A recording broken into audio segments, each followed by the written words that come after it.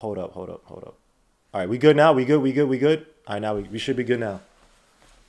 Let me know if we're good. Mic check 1 2 1 2. Mic check 1 2 1 2. Let me know if we good. It should be something. It should be something now. Let me know if it's coming in. I'll start once somebody. All right, we good. We good.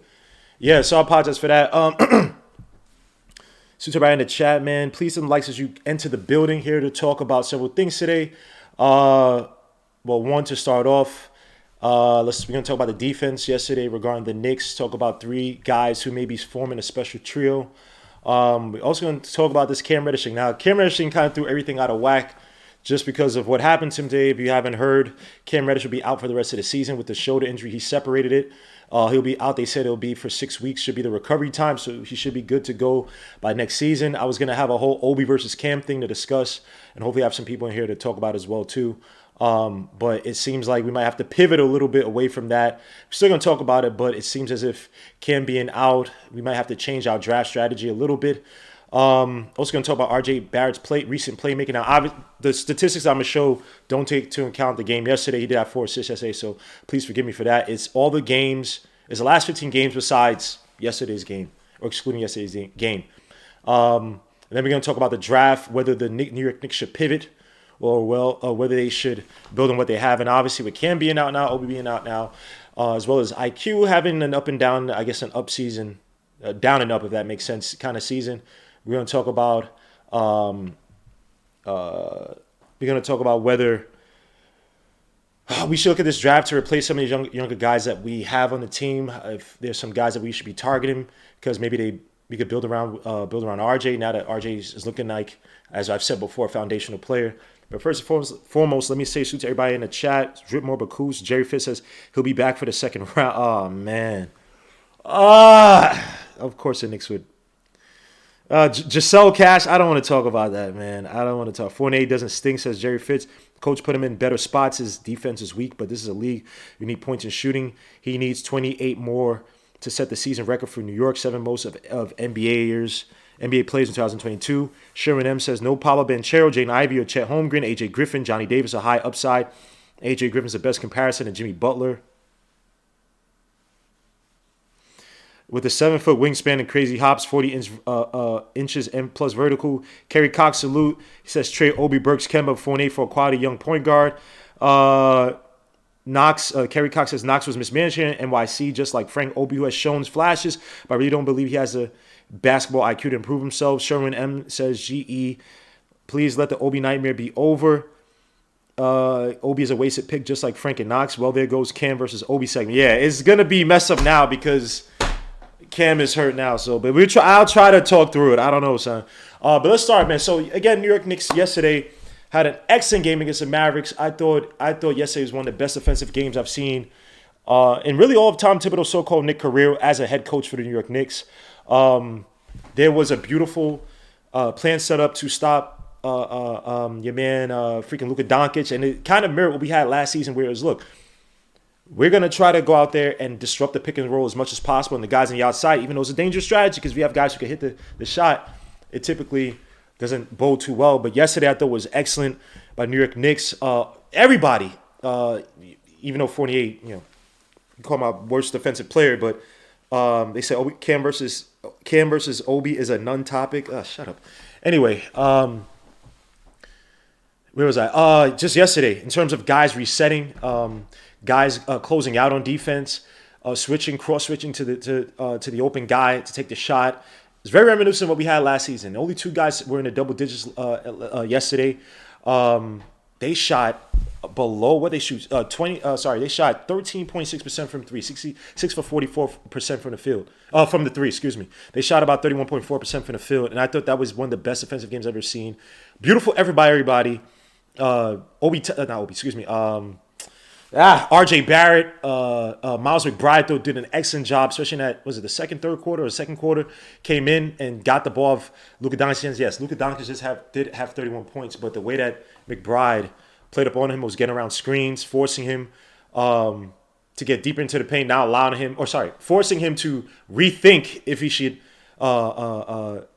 take those little step back jumpers that he does off of screens because McBride did a really good job of recovering on Luka Doncic. Even Mitchell Robinson played a little bit of I don't say he hedged, but he didn't play as bad of drop back coverage as you see from him off the pick and roll, right? So I thought that was excellent by the whole team. And I just want to go over a few stats. So the IQ, McBride, and RJ trio.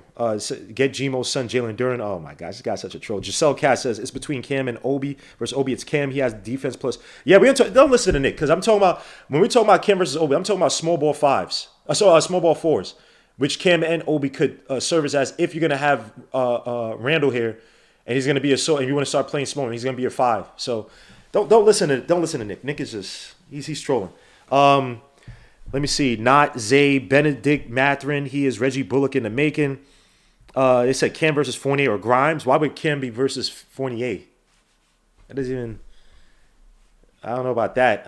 Fournier would be more of a 2. I know you could say he's a wing, but I wouldn't want him have him interchangeable at the 3 spot. Cam would probably play the 3 to 4 more so.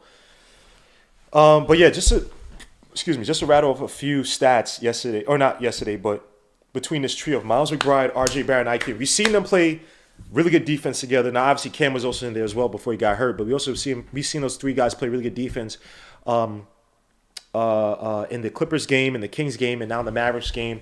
And just some statistics coming from Cleaning the Glass in regards to their play this season and their defense. In 99 possessions, now, again, that's a small sample size, but when those three guys are on the court, they are only allowing an effective field goal percentage of 38.2%, which is good for the 100th percentile. Allowing 53.8% of the rim, which is good for the 99 percentile. Obviously, you got guys like Sims and Mitch mixing those lineups. Long mid-range, 16.7% given up, which is good for the 100th percentile. All mid-range shots, 39.1%, which is good for the 84th percentile. 3-point shots, something that, look, again, the Knicks still do give up a quite amount of threes. I forgot exactly what it is from Clean the Glass. But in terms of, let me just look up Basketball Reference. The New York Knicks still give up they give up their 23rd in three-pointers made against us and 26 in three-pointers allowed. So obviously, three-pointers made. We've had a terrible season in terms of defense, but things seem to be coming around at least lately in a small sample size. But in regards to all three-pointers given up by that trio, we're in the 100th percentile, giving up only 22.4%. And that's those 3 guys, when those 3 guys in there. So we've talked about IQ in terms of his defense this season being excellent. Obviously, I think it started more so from that Toronto Raptors game where he was hounding freaking Gary Trent Jr., who was killing us that game. Fred VanVleet when he came into the game. McBride, who's been doing a really good job of hounding defenders. Some people even say you have to dial it back a little bit because he gets into foul trouble a few times. But, you saw him yesterday making a concerted effort to keep his hands down. The way his lateral movement is excellent. How he reads screens. See how he reads screens yesterday against that Mavericks team. As you can see from some examples I put out. Where he knows, all right, he's testing. I know this guy's not going to show up the dribble.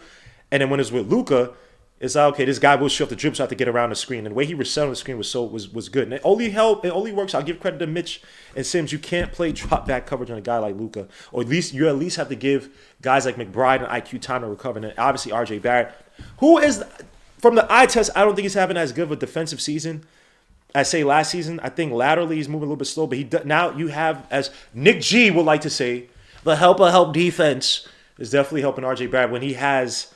Well, one where he only really has to help out, say from perimeter if he's not the main guy, and now with Sims there and Mitch playing good defense, and giving him time to recover. At least yesterday, RJ Barrett doesn't have to travel as much or move as much because he has that help. Other things regarding that trio's defense, again, they are one of the best. They're probably the best transition defense. If you look at their numbers, they rank across the boards outside of frequencies, right? In transition defense, they're 100% in 100 percentile across the board. They're giving up in 99 possessions, again, not a big sample size, but 99 possessions this season, they've given up 84.7 points in 100 possessions, which is good for the 100 percentile. And all transition points, they get points per possession, a minus 5.9, which is good for the 100. Is number one, Good for 100 percentile or in the 100 percentile. Frequencies, they're stopping the transition, only giving them 9.2% of the time. Off of steals, they're getting back on defense, resetting. Good for a minus 2.2 points per 100 possessions. Frequency only allowing a 50% of the time. Scoring off a steal, excuse me. Because I'm also seeing this freaking the Sixers game right now. Sixers versus Nets. Now we have to concern ourselves with the Nets. And off of live rebounds, I mean, they just rank across 100 percentile across the board. Minus 3.7 points per 100 possessions. Frequency giving up only 25% of the time the other team is scoring off of live rebounds. Like, this trio, I don't know what it is about this little trio right here, man, but they work really well. You saw it yesterday, too. Guys resetting communication.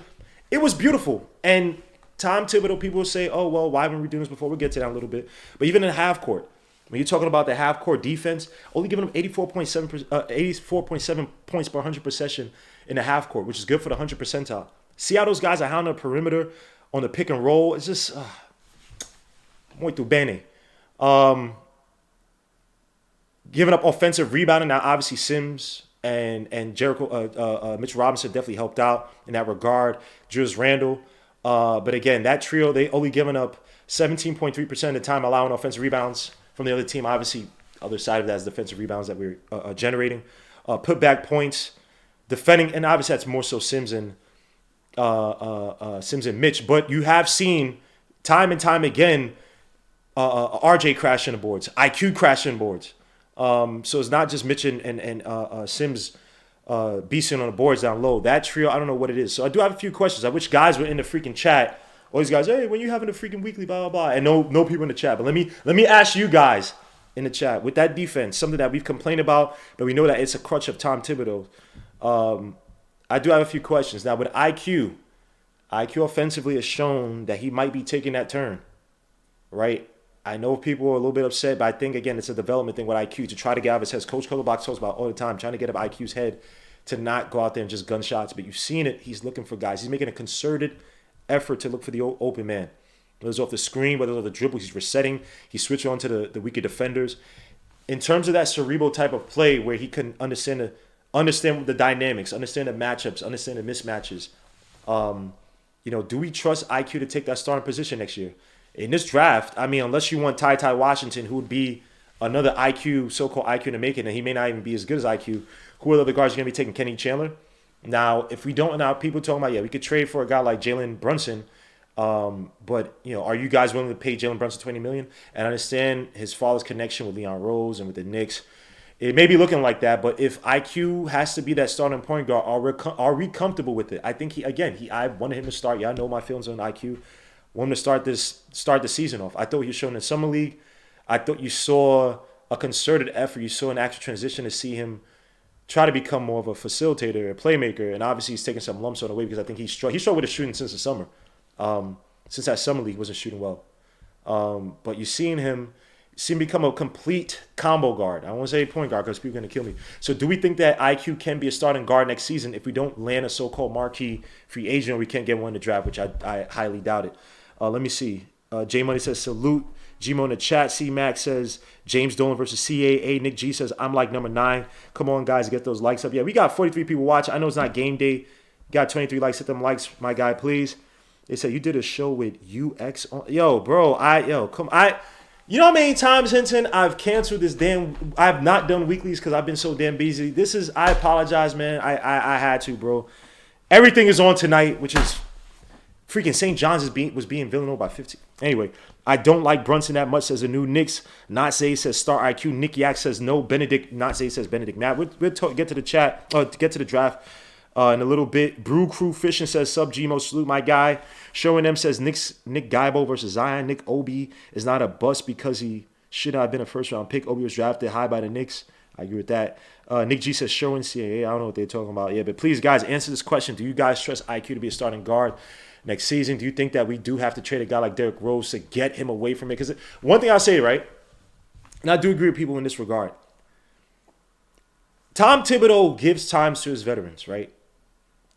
But I do think that IQ did have a place in his lineup. I think that, like Nick G pointed this out, that there was a development plan for IQ in terms of so-called developing his court awareness and making him this kind of complete combo guard, could do everything for Tom Thibodeau. And Tom Thibodeau liked this guy since he was drafted. Thought the world of him, thought the world of his shooting, his work ethic, all that jazz. And the thing about him is that with Tom Thibodeau, yes, I think you do have to remove some of these veterans away because I think Derrick Rose is too much of a crutch for him. You do have to get Derrick Rose off this team. And I said this before. Maybe it had to be one of the games. I haven't had a weekly in a while. If you took away all the rookies, if you took away all the veterans who are kind of in the way of some of these guards, would Tom Thibodeau be the right coach for this team? Because say what you want.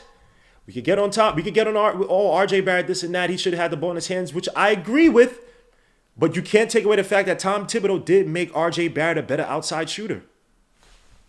We can't deny that. RJ Barrett, I know he was working with Drew Hanlon, but he was a poor shooter in college. And he was working with Drew Hanlon, I think, in college, or at least speaking with him, he's working with him since college, let me say. Right? Got to give Tom Thibodeau that credit. If IQ is a consummate combo guard, he give you 4 or 5 assists a game, find the open guy, make the right plays, attack, and give you a little bit of scoring, give you the defense he's giving you, that's Tom Thibodeau's development. Now, people say Obi Toppin, but Obi Toppin, we can talk about this a little bit later, Obi Toppin should have been here.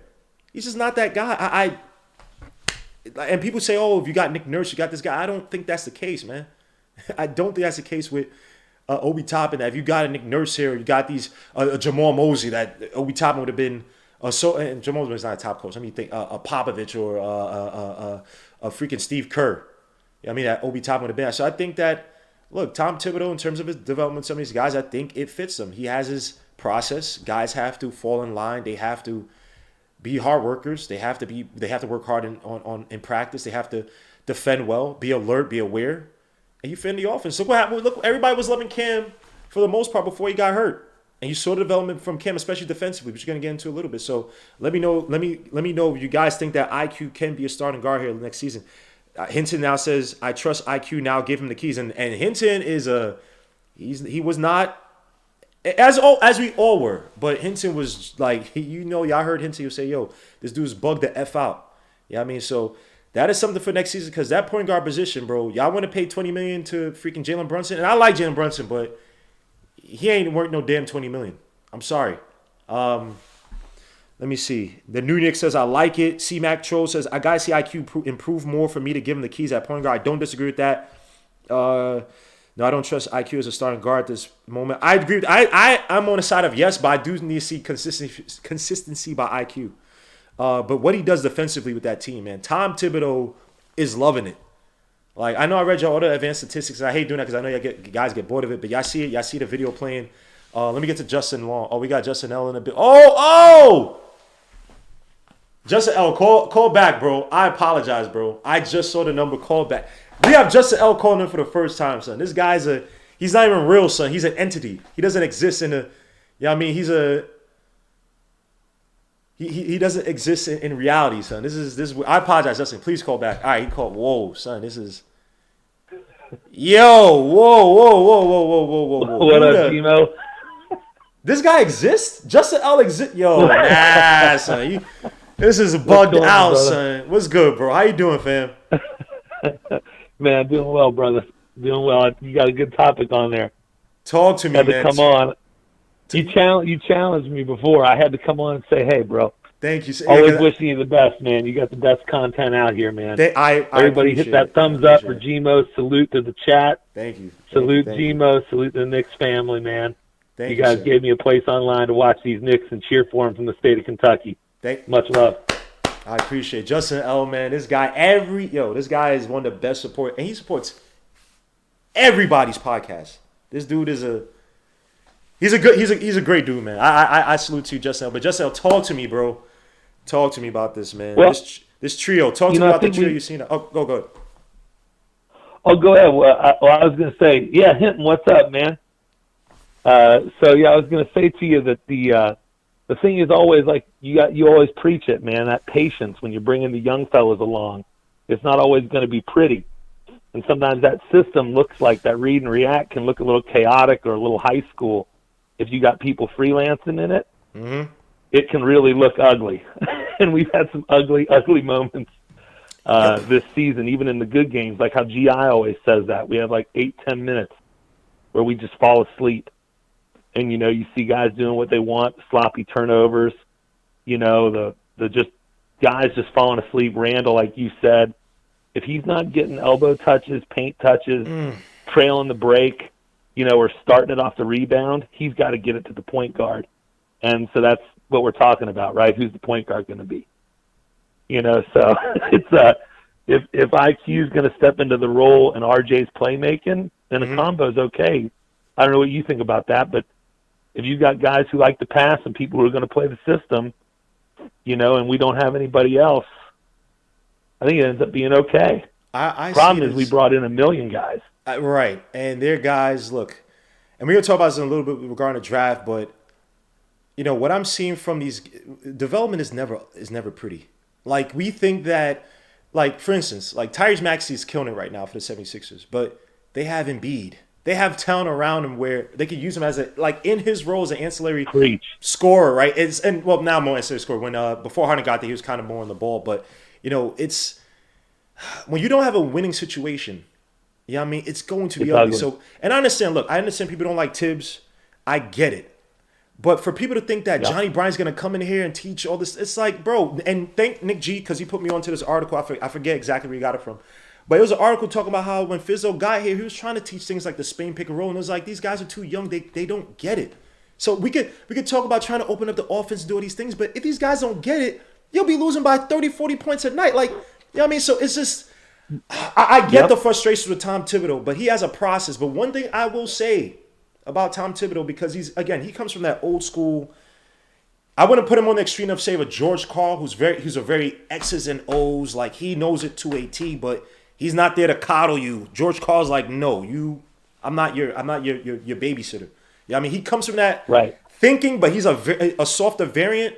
If you fit within the system, if you play defense, if you're alert, if you're aware, if you make the right plays, Sims, you got to freaking set the screen on a pistol. If you do the right things, he will give you minutes. He will develop you. That's why with McBride, don't be surprised when McBride starts hitting his threes. Don't see the offense open up a little bit more so for McBride. Cam Reddish, before he got hurt, unfortunately, the way Cam Reddish was playing defense, Tom Thibodeau loved it. I know people are hurt, but he had no choice but bro, Cam Reddish, you cannot point to me one game where Cam Reddish was slacking on defense. Can you say he overplayed some plays? Yeah, the Utah Jazz game past the freaking Jordan Clarkson.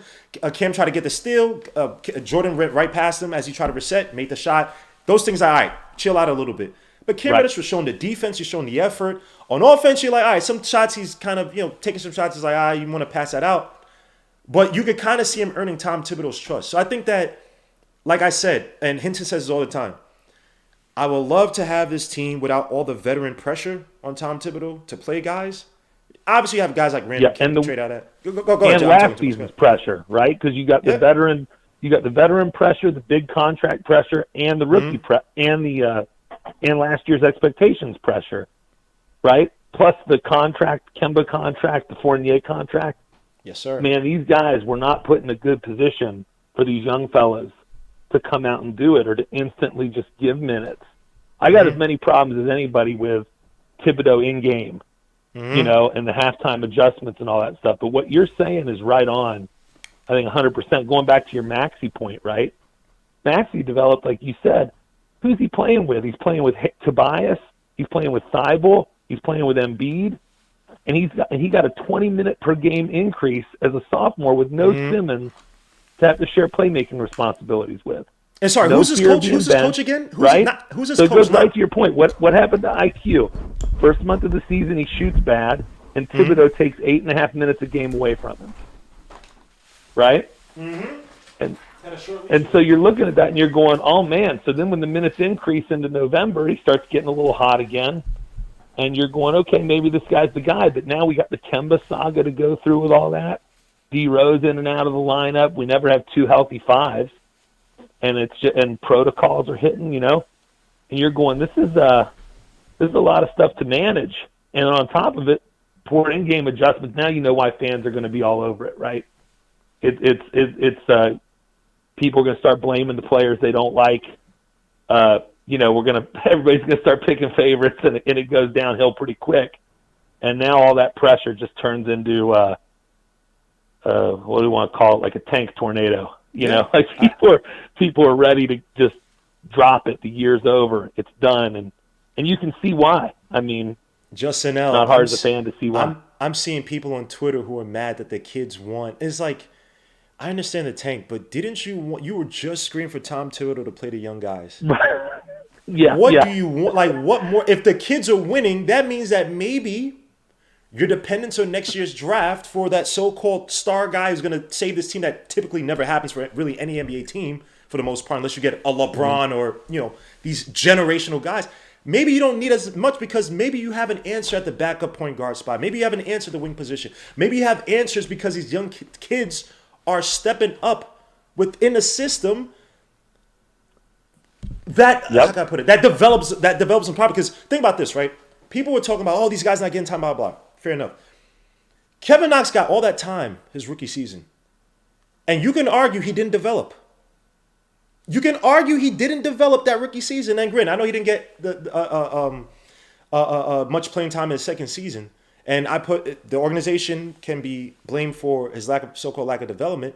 But just giving these guys playing time, saying go out there and play, is not necessarily development. I just think that we have to have a different approach when we look at this team. Well, Gmo, you always talk like a GM and a coach. You know, you analyze the game tape, and for people who haven't watched it yet, if you ring that bell, as well as subscribe, you're going to get a lot of great content on draft analysis, on game tape, on all of it. So it's definitely worth doing. And Tibbs, the Rose, nobody escapes criticism on this channel. And everybody gets their flowers when it's the right time, too. So you're going to see it on here, and the debates are live in the chat, man. So people get really good. And there's so many knowledgeable people. But I got to go with you on that, man. I think that's a big deal as we're looking at this thing, and we're trying to fix blame on the season. And I think we got a lot of development that's happened despite the bad outcomes. RJ is a different guy now than he was 2 months ago. Yes, sir. You know, Grimes has really turned into a great role player, man. He plays great. He was handsy to start the season. He was fouling a lot. He was on and off with that shot, on and off with those minutes, and he's a regular role player that's an excellent wing defender and a three-point catch-and-shoot player. You know, Quick as a rookie was, pass the ball, catch and shoot, setting screens for the other guards, and just basically a catch-and-shoot one-dimensional player. And we'll see how it goes. Tibbs is trying to grow him up, and the kid's a hard worker. We saw what Deuce has done in the G League. These guys are developing from a lot of different paths. It's not like you said, it's not just throw everybody out there.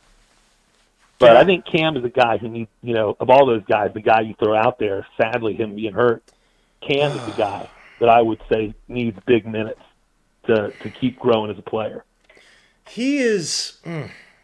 I was so pissed, man. I really thought that kid was coming on nicely. And I think, again, if you read, I try not to make excuses for players, right? But if you read about, look, what he had at Duke, being this ancillary type of outside shooter and not really being on a ball like he was in high school. And granted, you're supposed to, what you do in high school typically is not going to be exactly what you do college and NBA. Things change, especially if you're not a so-called transcendent player. I just feel like what happened at Duke and especially with Lloyd Pierce is just like, wow, he had the wrong end of the stick. Because when he was in the playoffs last season under Nate McMillan, it's like, oh, wow. We forgot about how good this kid actually is and how talented he is. So I don't think it's a thing of, oh, he's not how can I put it? Like he's just he's a head case. It's just he really had the wrong end of the stick, but he's talented. But here's what I ask you before I let you go, sir. So RJ Barrett, they said no big game, James Hinton. Oh man, come on. Come on, Hinton. I bet on harder, man. I need him to get some assists. Anyway, if they trust RJ Barrett to be that so-called Jimmy Butler, I don't say point guard, but have those point guard duties, right? We fall out of top 5. No Shaden, no Ivy, no Chet, no Paolo, and no Jabari. But RJ, we're not going for the so-called point guard position. And don't think of this as someone is blocking this guy's way. Who are you drafting after number 5? Oh, geez. You said no Jabari? Because that's my guy. No Jabari, no Chet, No Shaden, no Ivy, and no Paolo, who we drafted at number 5. Ooh, well, you took all my guys. Yep, let's go. Let's Um, go. But I'll give you this. You don't have to think. If you could have it where you draft a guy and you still are thinking of trading such and such guy in the near future. So that guy will be there. You don't. It's basically you have another Obi situation. But so theoretically, we're playing RJ at the 2, right? In this situation, because I think that's where he fits best. Yeah, sure. Can Eason sure. play? Can Eason play the 3? You think it? Yeah, this guy, yo, Justin L, man.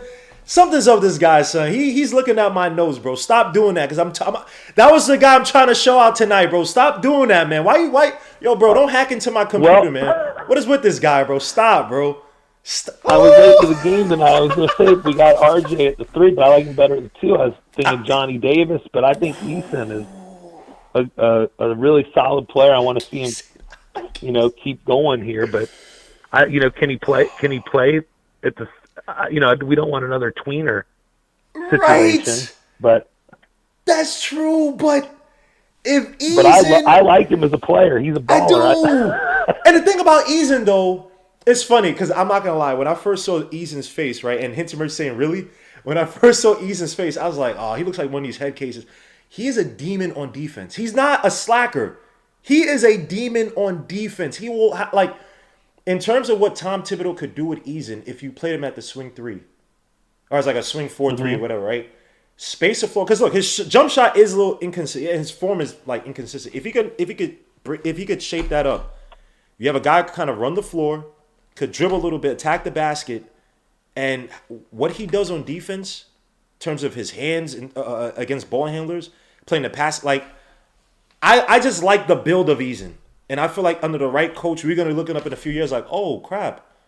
Oh, yeah, Eason. Well, yeah, Gmo, that's a good point. If you're talking about the way he moves and stuff on D, if Tibbs is wanting to go switch everything, positionless basketball, where you got a guy with a good wingspan that can move a little bit and that can pick it up, it's a better pick than maybe people would think. I'm just scared. You don't watch it because he's a good player, man. He is. Like you're saying, he moves well. But is that your guy? Hold on, I did cut you off. Is that legit your guy that you're drafting in that scenario? No, Eason is a guy. My guys. I like second, because the top 5 guys. My guy is Jabari Smith, and then I always think the funny thing is people who hate Tibbs that want Ivy. The thing I've always thought is funny is, for me, who better to develop Ivy than the guy who coached D Rose? When I look at that might make me crazy, but a slashing point guard who's nuts. And I know that the anti-Tibbs crowd won't like that, but if we're not going for somebody like Ivy, who's real dynamic, Sharp hadn't played any games, and I'm a UK guy. Talk to me. Go Sharp. Eason fits I think a solid need. Goes with Benedict Mathurin is another guy I like. Yep. And he's got that experience where he plays with RJ because they're both Canadian, right? Yes. So I mean they play ball together. It would be national team experience, and I like him as a player a lot. I think he's limited more than some of these other guys. But I don't know. I think RJ's game is expanding, so I don't think Mathurin has to be everything. But I do. I think Eason is a really solid pick, and the more I watch him, the more I like him. Yeah, there's something about him. Like, he just fits that 3-4. If you want to play small with Randall, you could have your protection in Eason defensively, which we've seen where if Randall doesn't have. And I guess you played the 3-4, but Randall played the 5, so it'd be different. But just to have that defensive presence there if you want to go small, because Obi's not it defensively for if they want to play small, Obi and Randall. I just don't see it. And they played some minutes together this season. Cam is another one I was thinking of. We've seen him play. I think it was the Kings game he came in and played a little bit of small ball 5 with Randall. But Eason, I don't know what it is, man. I think there's something there. But Justin L, my brother, man, I appreciate you, bro. Please be here. We have a lot of draft stuff coming up. I know you are you're my guy with the draft, man. I know you're angry about Giddy with me, so I apologize last season, bro. I apologize to everybody. People killing me about Giddy. You know what I'm saying? And look, I eat crow on Giddy's passing because I watch OKC. I eat crow on his passing. I still think he's slow. He can't really create space, but he is in a perfect situation. I eat crow on that, so I apologize. Justin. Gmo, one quick thing for you, just give a shout out to you, man. This is the best Knicks content y'all are going to find. Look at him being all humble about the Giddy thing, but Giddy wouldn't. Gmo, you know that. You're if you put him in New York, it's a different scenario. That kid's finding guys. They're playing fast break. They don't care about wins. That's so true. He's getting stats, but So you're a good man, my friend, to give me a moment like that. But he wouldn't work on every team in the league. Giddy doesn't work for everybody. That is true. But he found a great situation. And they really letting him play ball the way he likes to play. So it's been a good season for him, They are, and I'm scared of who Sam Presti actually drafts next. I'm very scared because they're gonna be sodas. It'll be Keegan Murray. Actually, wait, I'm sorry. I don't know where their pick is. I apologize, but if it's outside top 5, it'll be somebody weird. But it's probably gonna be top 5 if they still have their pick. But Justin L, I appreciate it, my guy, man. Yes, Eason has a 7'2" wingspan. Yeah, I told you, C-Mac, please look up Terry Eason. Watch his film, bro. Something is there, bro. Yeah, something is there. Watch him. He's really good, man. We're gonna put him out there with IQ and have the all wingspan. Bring it here, man. It's the Legion of Knicks, and everybody show the love. Hit that like button, all right?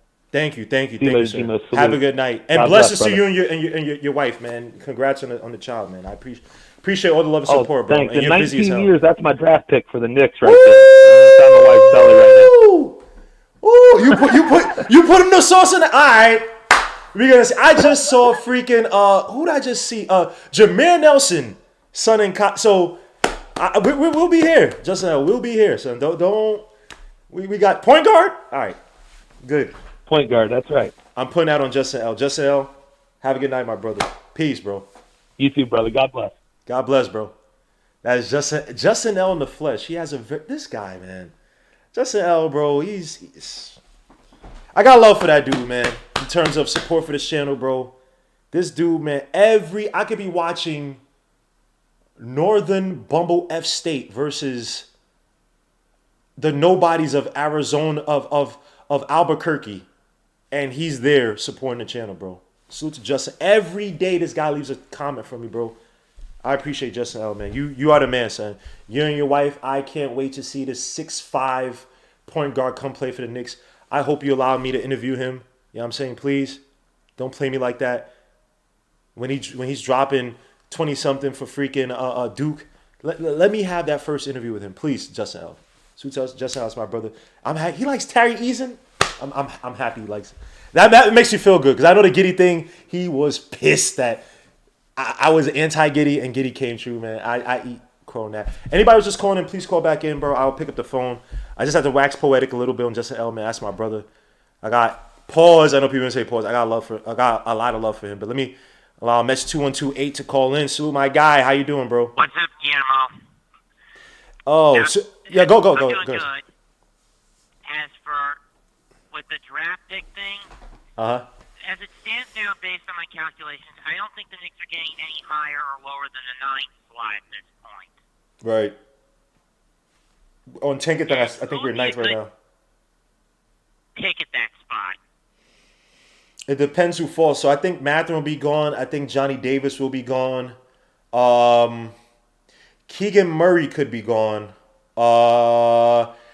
Now, if according to Tankathon, which I don't trust in terms of where they're picking some guys, they haven't Jalen Duren taken before 9th. If Jalen Duren is good, I apologize. I've watched Jalen Duren enough. I don't see him going 9th like that. He has the measurables and stuff like that. So somebody say, yo, he has a stupid wingspan. He's athletic. They'll take him. So if he goes 9th, then you have guys like Terry Eason. I already mentioned Keegan Murray. You have guys like, wow, that is a big drop off. Jovic, who I like, but I don't think I'm not sure about taking him that early. Ty. It's not looking too pretty. Go, sir. I gotcha. Well, personally, let's face it. Ever since, I don't know how long, 2001 or 2, Knicks have been horrible with the draft. I mean, sure, we've gotten a few good pickups, like when we got a Reason, the second round of the 04. Oh man, don't hurt my heart. Please don't talk about Reason, bro. That's a soft spot. That's a sore spot for me because I'm joking, but that was one of the guys when Larry Brown pushed to trade him because he hated veterans. I said, watch this dude turn. He's gonna be a beast in the NBA. And he wasn't a superstar, but he was one of the better role players. One of those Lakers and those Rocket team. Go ahead, man. Go ahead. I want to hear any more about it. But then again, there are also a lot of draft capital we squandered. I mean, 2002 we could have gotten Amari. 2003 we could have gotten Collison. 04 Iggy. 05 CP3 if we opted to trade up. Remember we traded the pick that became LaMarcus Aldridge. We traded the pick that was Jakim Noah. Keep going. Yep. And we could have used the Raptors pick and gotten Rajon Rondo. We could have drafted Rajon Rondo. Keep going. Keep going. I mean, we Keep going. Gotten a Swallow in 08. We could have gotten, I believe, Nikola Jokic in the 2013. Jokic, all right. Whoa. Mets 2-2-8. You got to be fair. You got to be fair. Jokic Jokic is one of those ones that's hard to do, bro. Like, no one knew he was going to be this good. Well, I meant if he spent like a year in Europe before showing up in the NBA. Right. But Jokic is a tough. I can't blame the Knicks on Jokic, bro. I just can't. We could have gotten Booker instead of Porzingis. Keep going. I mean, who would have been a good number 8 pick in the 17th draft instead of Ntilikina? We could have gotten De'Aaron Fox. We could Donovan have Mitchell? Zach Collins. We could have gotten No. Not De'Aaron Fox. No. De'Aaron Fox was number 2, 7. No. You mean the year we picked Ntilikina? The only guy we could have picked was Donovan Mitchell. We were for Ntilikina. We didn't have to. Well, I'm just saying. I was going by the ESPN now. Kelman said. I mean, he said guys like Collins, Monk, someone else. Yeah, but Malik Monk is kind of tough because Malik Monk wasn't. Nah, that's a tough one because Malik Monk, when he was with the Hornets, he was a head case. He's really only playing like this because of LeBron. Like Malik Monk, I'm not sure we missed out on Malik Monk. He's a good role player in terms of he's a really good shooter, but he was a heck. And he was snorting coke. He was a cokehead. Like, what about Zach Collins? But Zach Collins gets hurt every other freaking year, bro. He stays hurt, and Zach Collins, he's good, but he gets hurt every single year. So there's certain guys like the Knicks. 2008. If you want to get mad at a year, get mad at 2018. That was our guy to get a wing. That was your time to get a SGA. You could have gotten freaking any of the Bridges, and we picked probably the worst pick besides Zaire Smith and who's the other guy that everyone keeps bringing up? You could have gotten Brunson in the second round, even though we got Mitchell Robinson. Like 2018 was a draft that we effed up big. So and Obi too. So go ahead, sir. I keep cutting you off. Go ahead, sir. And I mean, throw in the fact that we also coughed. What did our 2016 first-round pick end up turning into when we swapped that out? 2016. That's not KP. Who the hell? I mean, I know we got someone in the second round for that. 20, the lack. Oh, that went to. Was that? No, that's not Murray. No, that's not Murray. No, that was Murray. Wait. Sorry. Hold on. Murray on the Nuggets. Jamal Murray. Yeah, that was Jamal Murray. Jamal Murray draft 2006. Yep, that was him. That was the Carmelo Anthony trade. That was horrible. I mean, Robinson. Thank you, Hinton. Robinson from Kansas, right? Right. I think so. Well, anyway, you think in hindsight getting Melo was a mistake? I mean, hindsight obviously is 2020, but yeah, that was a mistake. No, sorry, Jerome Robinson's Boston College. What am I thinking? Who am I thinking of the dunker from Kansas that flopped? He went to the Kings. I forget his guy's name, but that was 2018. I guess. What we did around Melo in hindsight was bad. The Melo trade, if you got the players around him, would have been a lot better. Obviously, amnestying freaking Personally, I would have just let Billups instead of Amari. 6 months later, let the team just do what it was doing with Nilo, Felton, Wilson, Mozgov, and at least keep Nilo and Felton around and just send Wilson and Mozgov to Denver in a cap dump. That would have been a smarter move. Yeah, but Don't you think?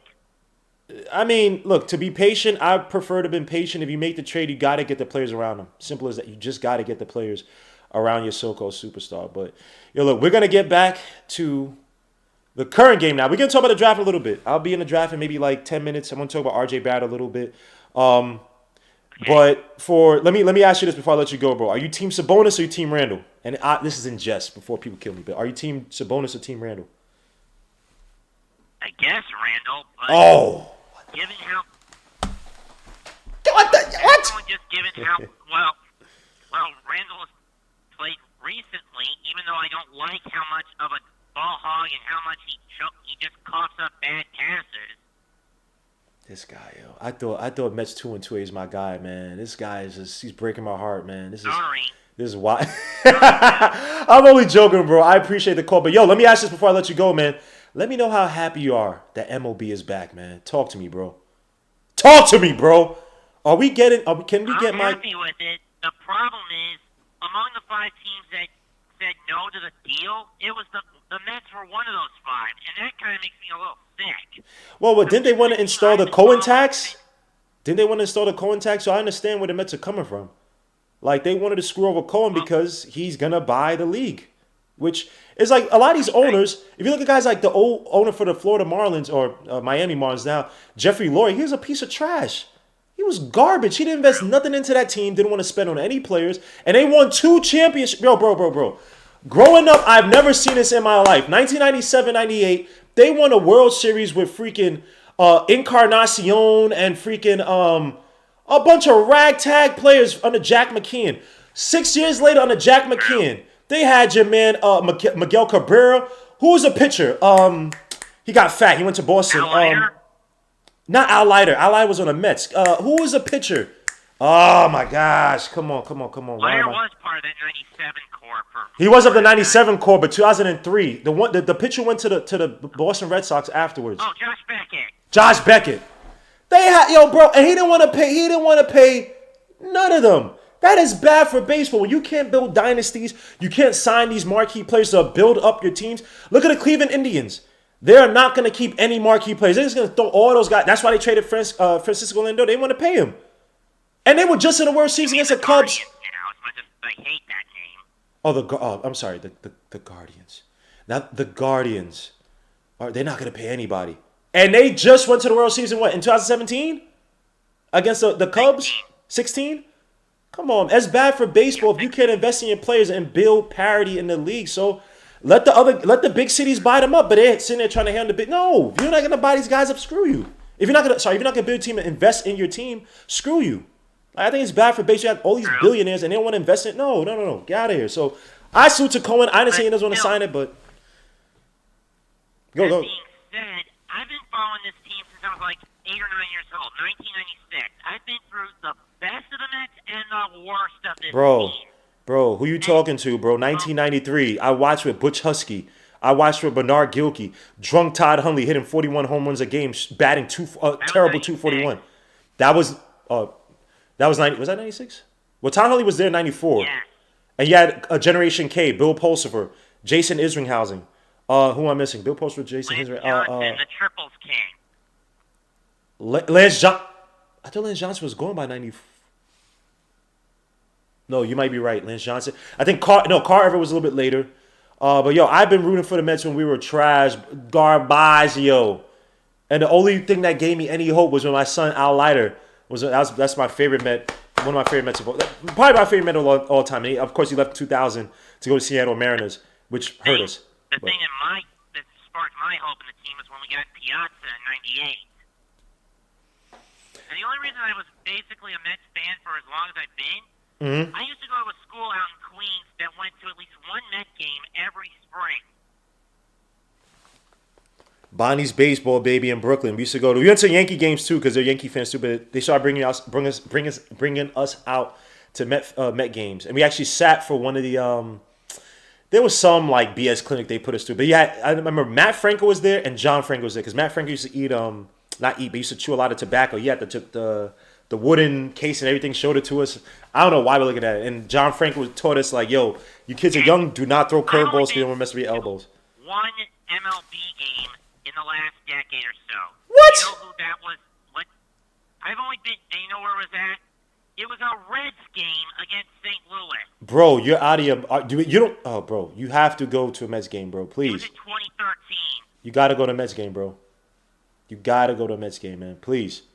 I'm begging you, go to a Mets game. The last Mets game I was at was the final Subway Series game in Old Shea in 08. Well, was that the one where David Wright hit the double to win the game against Mariano? No, 08. It was Delgado getting a solo, Castillo getting a single. Last Subway game at Shea before they tore it down. Before they destroyed it? 2000, Yeah, man. 2008. So I can't wait for this new season, man. But yo, Mets 2-28, man. I appreciate you calling in, my guy, my bro. Salute to you, man. Let's get him out. Catch you on the flip side, maybe after tomorrow night's game. Yes, sir. Yes, sir. Peace, bro. Peace. Let's get to this, man. Great calls, man. Justin L. I'm still hyped off that call, bro. That's I feel like a celebrity called me, bro. Let me see. I remember the Bonnies took us to John Franco batting cages. C-Mac, you play baseball. You play for Bonnies, bro. You trolling, son. The Mets games, I always decline them. You're a troll. Yeah, a hater, son.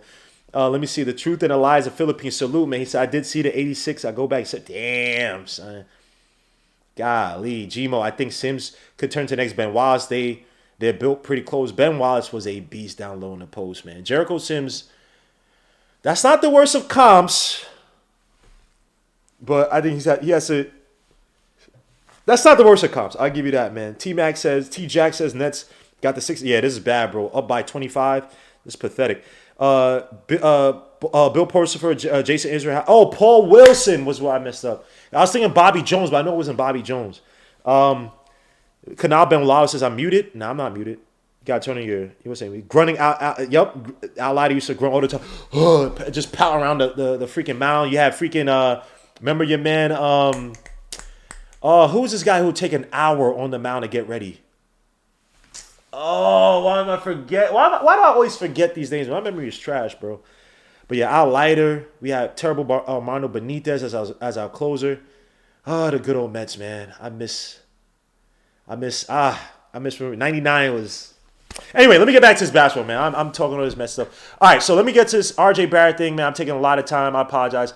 But I had some great calls, man. Sutu, Mets 2-28, Sutu Justin L. So let's talk about RJ Barrett. Is it time to build around RJ Barrett? Obviously, you're seeing this kid develop as an overall playmaker. And that's one of the things I want to talk about in terms of should we pivot around the draft, move away from trying to get that so-called prototypical point guard. Is it time to kind of develop RJ Barrett as this Jimmy Butler type of player? And again, last 10 games, excluding the game yesterday. Again, excluding the game yesterday. This is RJ Barrett's last 10 games. Obviously, he's averaging around like 38 minutes a night, but 28.8 points from the field, 5 assists a game, offensive rating 112.2, defensive rating 109.9. I still think it'd be a little bit better. I do think IQ being there, IQ and the growth of McBride will help. True shooting still, you want to be a little bit better. He has been up and down in terms of his three-point shooting, even though he is shooting around 37.8% from three. He's averaging 6.2 3-pointers a game in that 10-game span. Again, some of the factors that led to RJ's emergence as me, Justin L. Hinton, everybody's talking about read and react defense. The pistol offense has been excellent for this kid.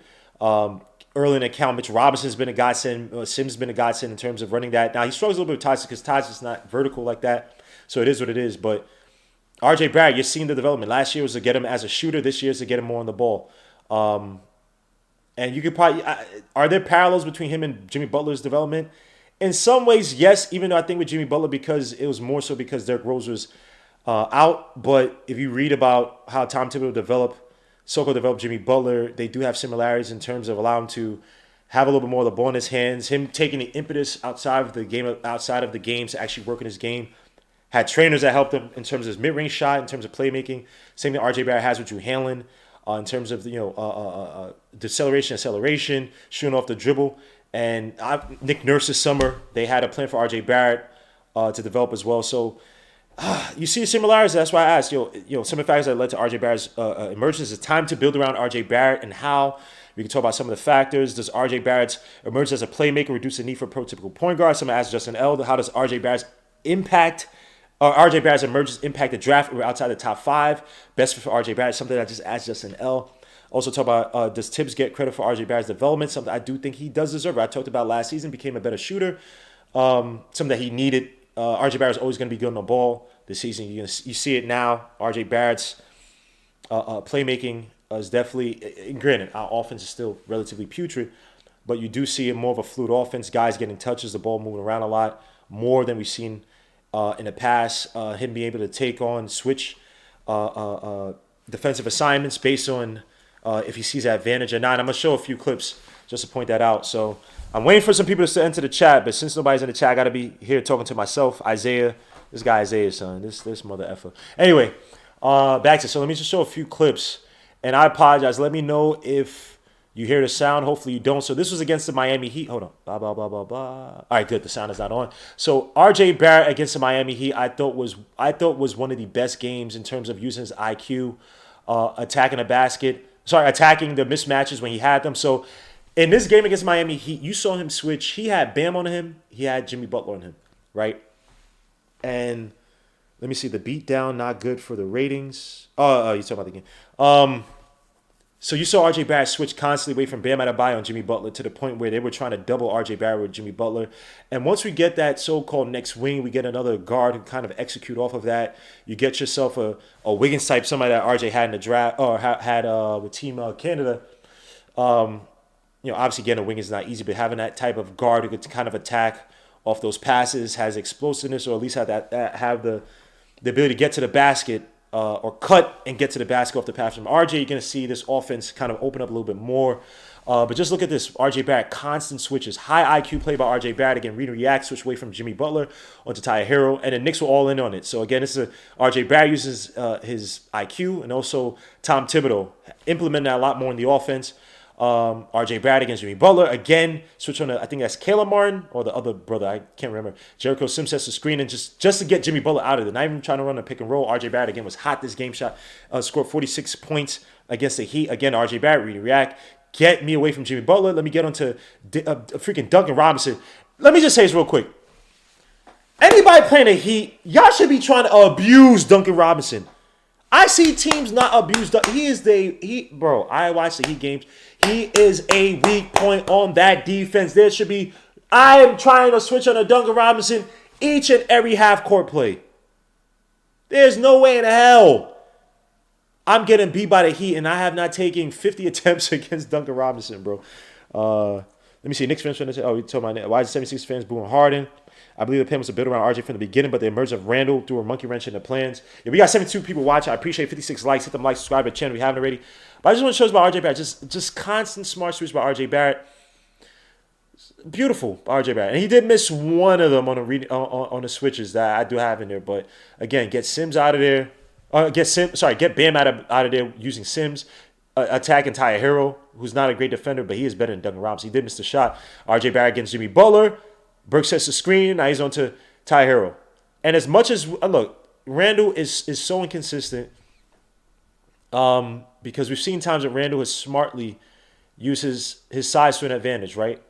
And you saw yesterday in the second half against the Mavericks, but Randall just does a lot of low IQ-ish, man. But with RJ Barrett, because I think he has an IQ, he has the familiarity on the ball. Let me see. Heat overrated. Defense is all about help and traps. I wouldn't call them overrated. I don't know about all that. But I think they were, as they say, flummoxed by RJ Barrett in that game. And RJ Barrett, just to show a few clips, him run the pistol action. And is the volume on in this? Oh, good as not. So RJ Barrett again. How Tom Thibodeau has been developing RJ. Now, he actually has not he's run the pick and roll more last season. I think it's like 39% of his possessions last season. I might be wrong. I know it was more than this season. But RJ Barrett, the pistol and the pick and roll has been, again, a godsend for RJ Barrett. Again, pistol action early, get Mitch rolling to the basket. RJ with the little mid-range shot off the drop back from Embiid. RJ Barrett again against Tyrese Maxey. Used a half a screen by Sims shooting a little mid-range shot. Again, RJ Barrett shooting mid-range shots and making them is just beautiful. Getting pistol action. IQ's in the way. Randall setting the screen. Attacking Embiid to the basket. Tough take. You know Embiid likes to stay back for the block. Again, IQ. Pistol action again. RJ Barrett gets a screen from Mitchell Robinson. Drives, throws up the alley to Mitch. Again, they have a great connection, him and Mitch. I'm pretty sure Mitch's field goal percentage is something stupid with RJ Barrett. RJ Barrett on a pick and roll pass to IQ. Attacks. Like, again, all fluid action, all fluid motion. Again, I would just love to have a wing right next to RJ Barrett. Please. Get me a Wiggins type of wing. I know we can't get a Wiggins type of wing. That's why I ask guys, like, do you go out and get... Who would be the best so-called guard wing to run alongside of RJ Barrett to play opposite of him? Obviously, IQ, I'm not saying to trade IQ. Fournier, I'm you know my thoughts on Fournier, man. You already know what it is. Cam Reddish, he's still a big question mark. I would still love Cam Reddish to be a major part of this or be implemented to the offense once he recovers. But there are questions about his fit on this team, and you can't allow him.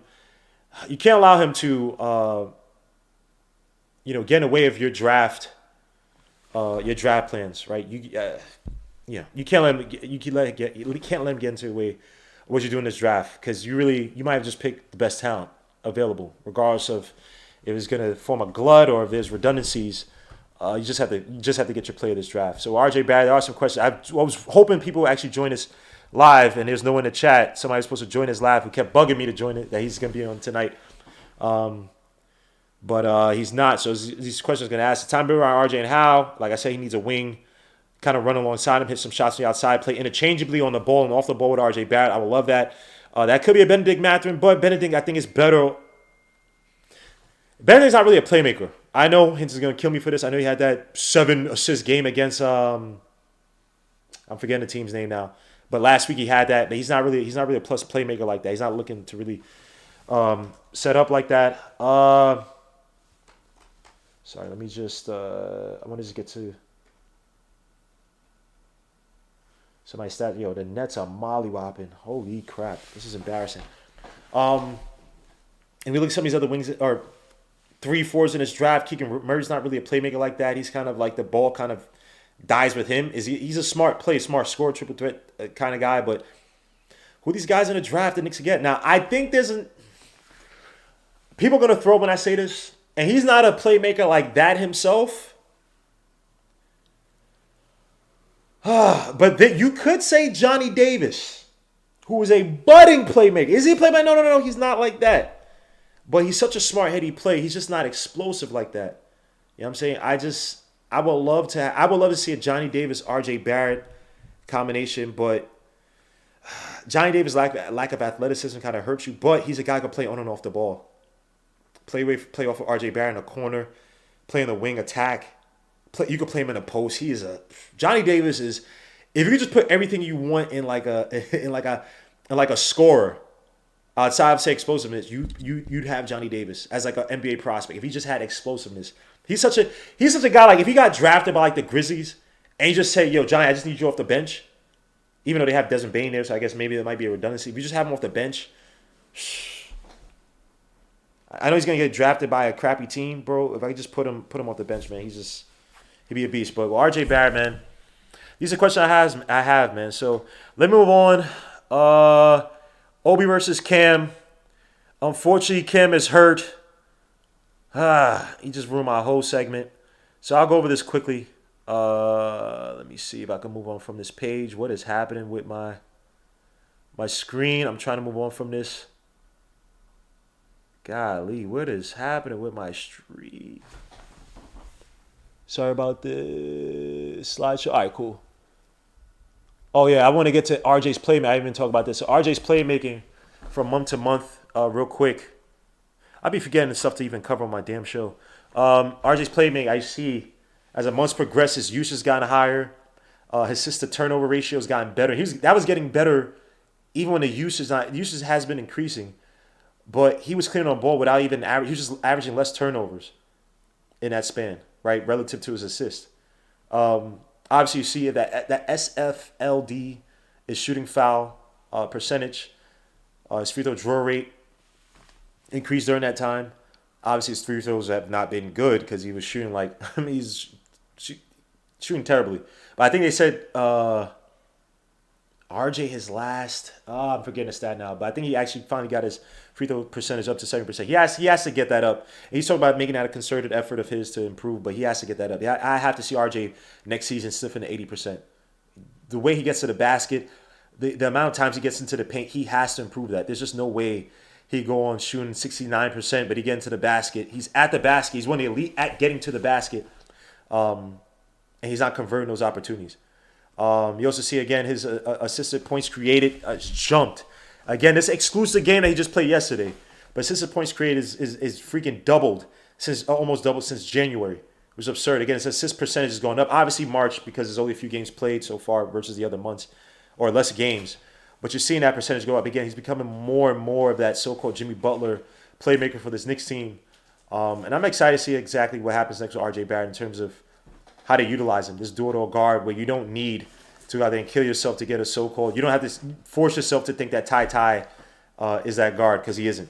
But let me see. You guys saying Hector Gasson says I wouldn't mind drafting Duran. Oh man. Alta Lee says I wouldn't mind taking a look at him. Suit to my brother T. Williams in the building. They said can Davis play point guard? I'd rather him play the two. I don't really see him as that. Eddie C says he'll be gone. Jonathan Kuminga is hella twitchy. Yes, he is. Yes, he is. They said Kelly outreach. Huh? What? Wow, Henson is switching up on Keegan Murray. He hated Keegan Murray before, yo.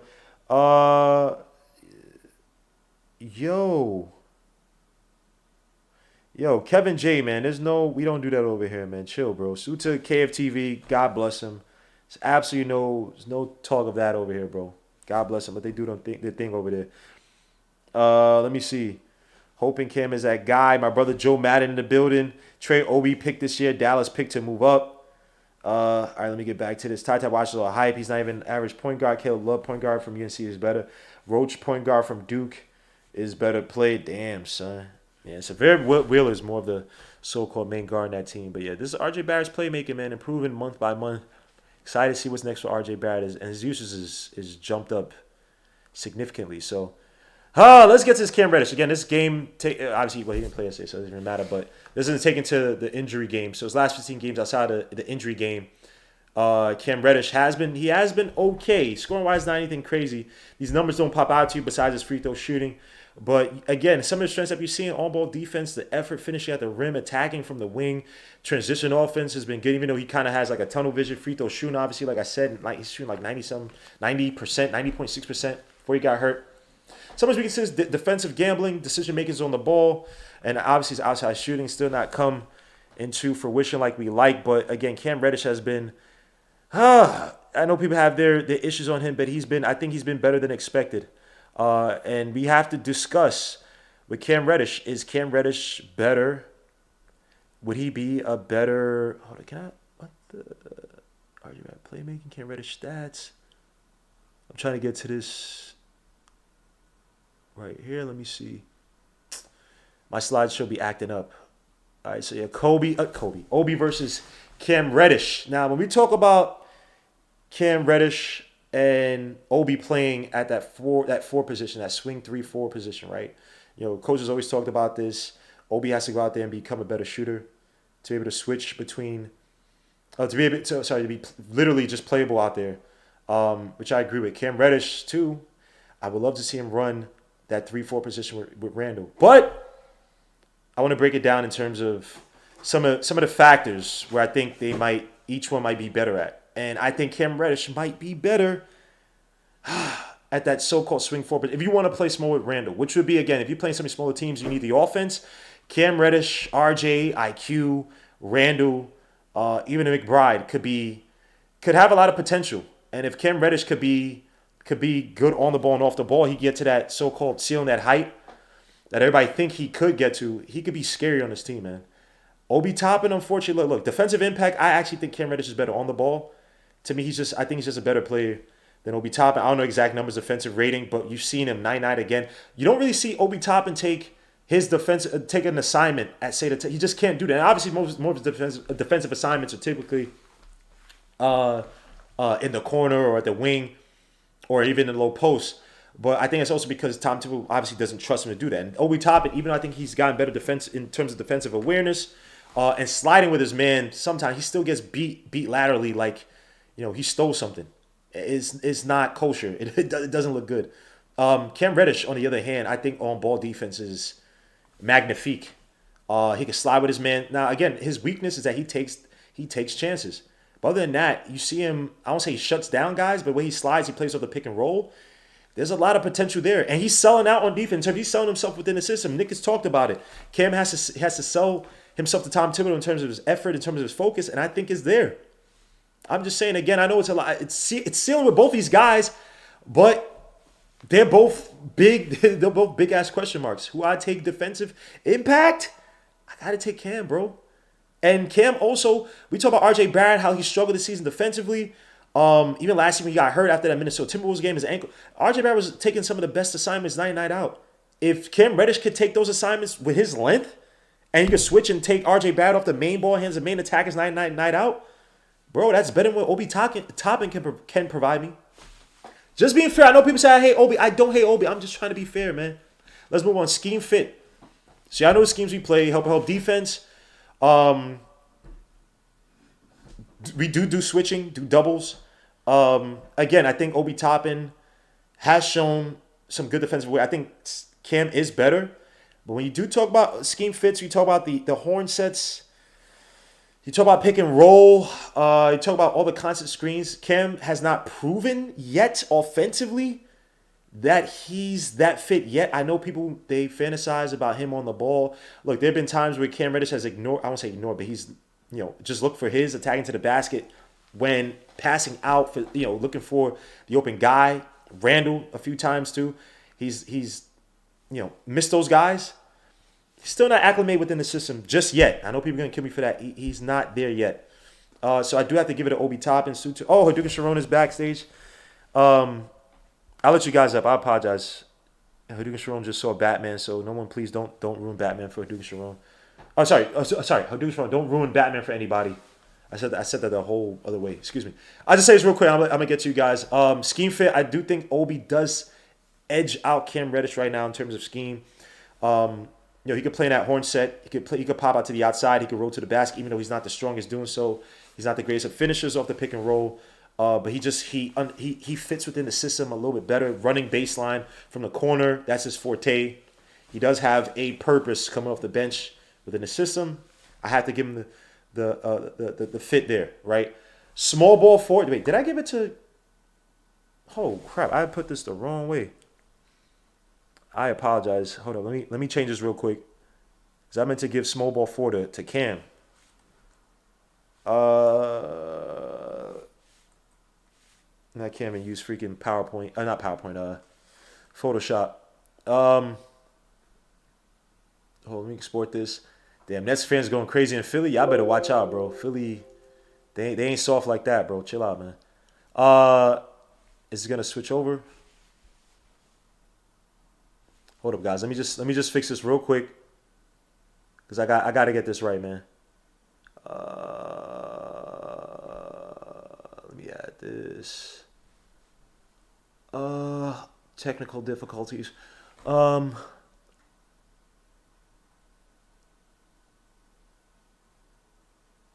Sorry about this, guys.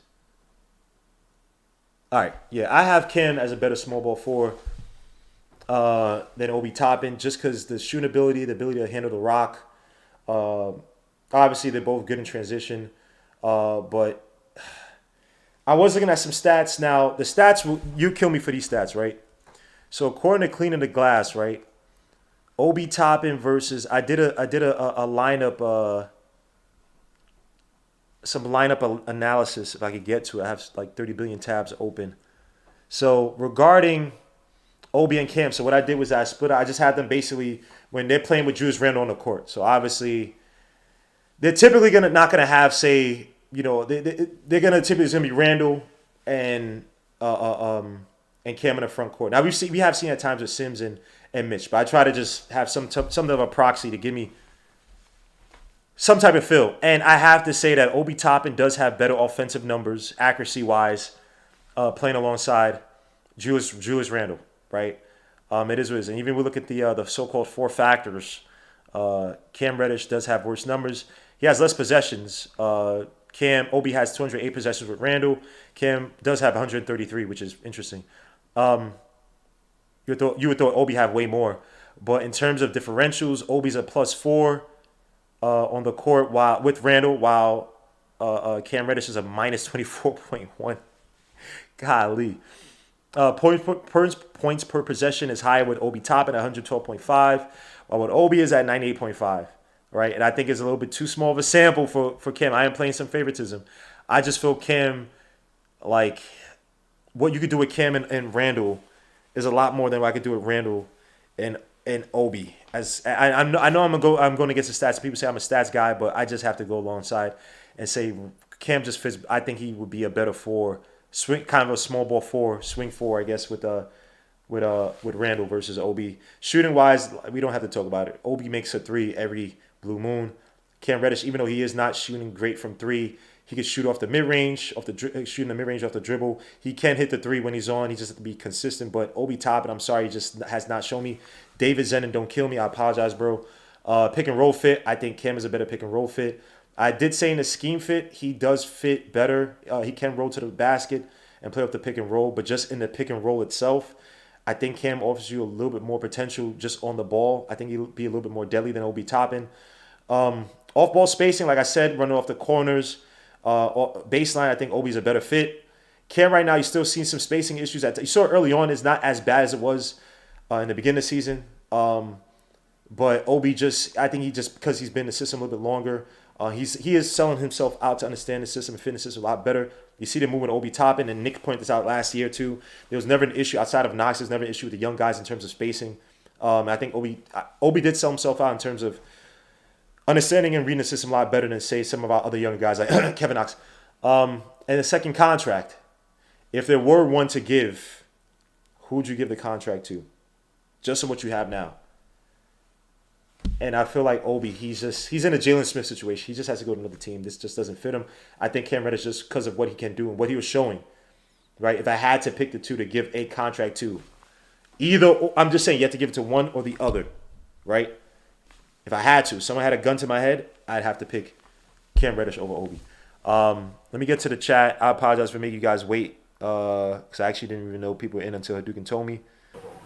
Let me get to the chat. I apologize. Hinton got the video on. If you could just turn that off. Apologies. Let me split that out. Let me get to the chat real quick. Suit to Hinton. Hinton got the haircut trying to show it off, bro. Come on, son. Let's I needed one, but it is what it is. Come on, son. What you doing? What's good? Suit to Duke. What's going on, everybody? Salute, bro. Salute, bro. So talk to me, man. I know this ruined everything because Cam is out now. So Hinton has his whole thing about the draft and pivoting away. We're gonna talk about actually pivoting away because I actually had a whole segment on this, but. Just talk to me about the Cam Obi situation. Yeah, I mean, do you agree that Cam can be a small ball four alongside Julius Randle? Do you agree with that premise? No. Wow. I think he's just a three. So that's where I would leave him. And I think that the comparison is not fair because Obi's been here for a while. He's been here 2 years. Right. Cam just showed up on January 10th. And one more thing. I said the lineup would be more fair if it was Cam with Mitchell and RJ and Obi with Mitchell and RJ. But it's your thing. No. Don't. You said it's my thing. Well, no, because saying that's what the context. Oh, the topic. No. That's great. Yeah. No, great points. I don't mean anything by that. No. Yeah, I'm just saying. Yeah, please. That great points. I mean, I don't necessarily because I think the way that they use Obi and Cam. Or at least the way they were trying to use Obi at least off the ball as like this kind of like this shooter who grabbed the ball and attack. It's a lot of things they run with Cam. So in name, I guess they're not. You could say Cam is just a three and Obi is but Obi literally plays like almost like a three. out there on the Yeah, court. but he's not literally really... a 4. They just have him shooting threes all the time. You know what I'm because saying? because what else can you post? Can I throw the Obi Toppin in the post when he doesn't have a mismatch? No. We know you can't throw Obi in the post. So it's like what else can I like? He basically just plays like a 3. I know he's a foreign name, but it's like they play him a stretch 4. That's what you yeah, saying. right. So yeah, right, exactly. So it's a lot of if you do a Venn diagram, him and freaking Reddish are gonna have a lot of similarities together. So it's like I don't know, man. I just feel bad. I actually feel really bad for Obi, bro. He just doesn't fit. And if I'm gonna have a guy who does a lot of what Obi, I might as well have Cam Reddish out there. And in line, I'm not saying you start him out there. I just rather have Cam out there who can handle the ball, play off the ball, and I can still put him on some of the best. If I'm playing, say I'm playing a team like the Mavs, right? And they don't really have a center. They have Dwight Powell, who's what 6'8", 6'9". That's why they ate him. That's why Randall ate him up yesterday in the second half. That's why he closed the game yesterday. Exactly, and I know we mollywopped him, right? But I could have a line. I could have Cam in those lineups. I can have him out there. It was a bad matchup. It was a bad matchup for the Mavericks, actually. So we're a bad matchup for the Mavericks. So. Yeah, we are. Yeah, Hadou can point out the stat that we have not lost to the Mavericks in Dallas since Luka got drafted, which is that's wild. 5 years. It's like 5 years they've gone down there and won. 5 years straight. He's the opposite of Ben Simmons, by the way. he's an anti Ben Simmons. But Hadouken Sharon, you there, bro? This guy. Yeah, I'm here. Dumb. Oh, why? Oh, of course. Now you hear all the background noise, bro. First of all, how was No, Batman? it's because I'm moving my chair. That's why it's my bad. How was Batman, bro? It was good. It was actually a really good movie. Is it better than Dark Knight? I'm be honest. I watched those movies so long ago that I legit don't even remember. Wow, son. Nah, I'm being honest because I watched those movies a long time. They don't release those Batman movies close together. But it was a really good movie in general. Like if you didn't watch it, you should watch it. I don't like this disrespect, bro. I'm not talking to you, bro. We good, man. I didn't ask. This guy. And by the way, Bruce Brown and Kyrie Irving, y'all can both eat one. Anyway, Yeah, I know. Y'all can both eat one, son. Are you out of your mind, son? Man, I don't want to talk about it. Setup. Yeah, I know. I hit on Georges Niang. I hit on Joel Embiid. I did the Harden one only because of Guillermo. Because I caught don't do that, son. Never. They weren't supposed to get mollywopped like this, bro. I should have known because I know Harden never does good against like actual like intense scenarios. But I thought assists he could have at least got it. But he's a bum. Whatever. We're not gonna talk about that. Talk to me about James Harden is not clutch at all. No, front runner. No, he's effing, bro. You know what's funny about that? They were booing Ben Simmons, and this whole thing was to boo Ben Simmons, and their own team was booing them for being down 30. That's sad. That's legit sad. Can I just say something real quick to that, bro? They're no different than we are. Ben Simmons, I know, but that's just sad. Is Ben Simmons the first player that he went back to his original team and didn't relish playing against them? That's the first I've heard of a player not taking the time. Is that the first? He don't got no heart, man. Son, Bobby Portis goes back. Every former team Bobby Portis has played against, he's trying to kill them, bro. And wow, I had to ask Hinton because Hinton he's a Rolodex in terms of knowing all that stuff in terms of history. I've never heard of that before, bro. Never in my life, son. He ain't got no heart, man. Thank God he's not on the Knicks, man. Thank God he's not on the Knicks. But Hadouken, man, talk to me about this Cam Reddish.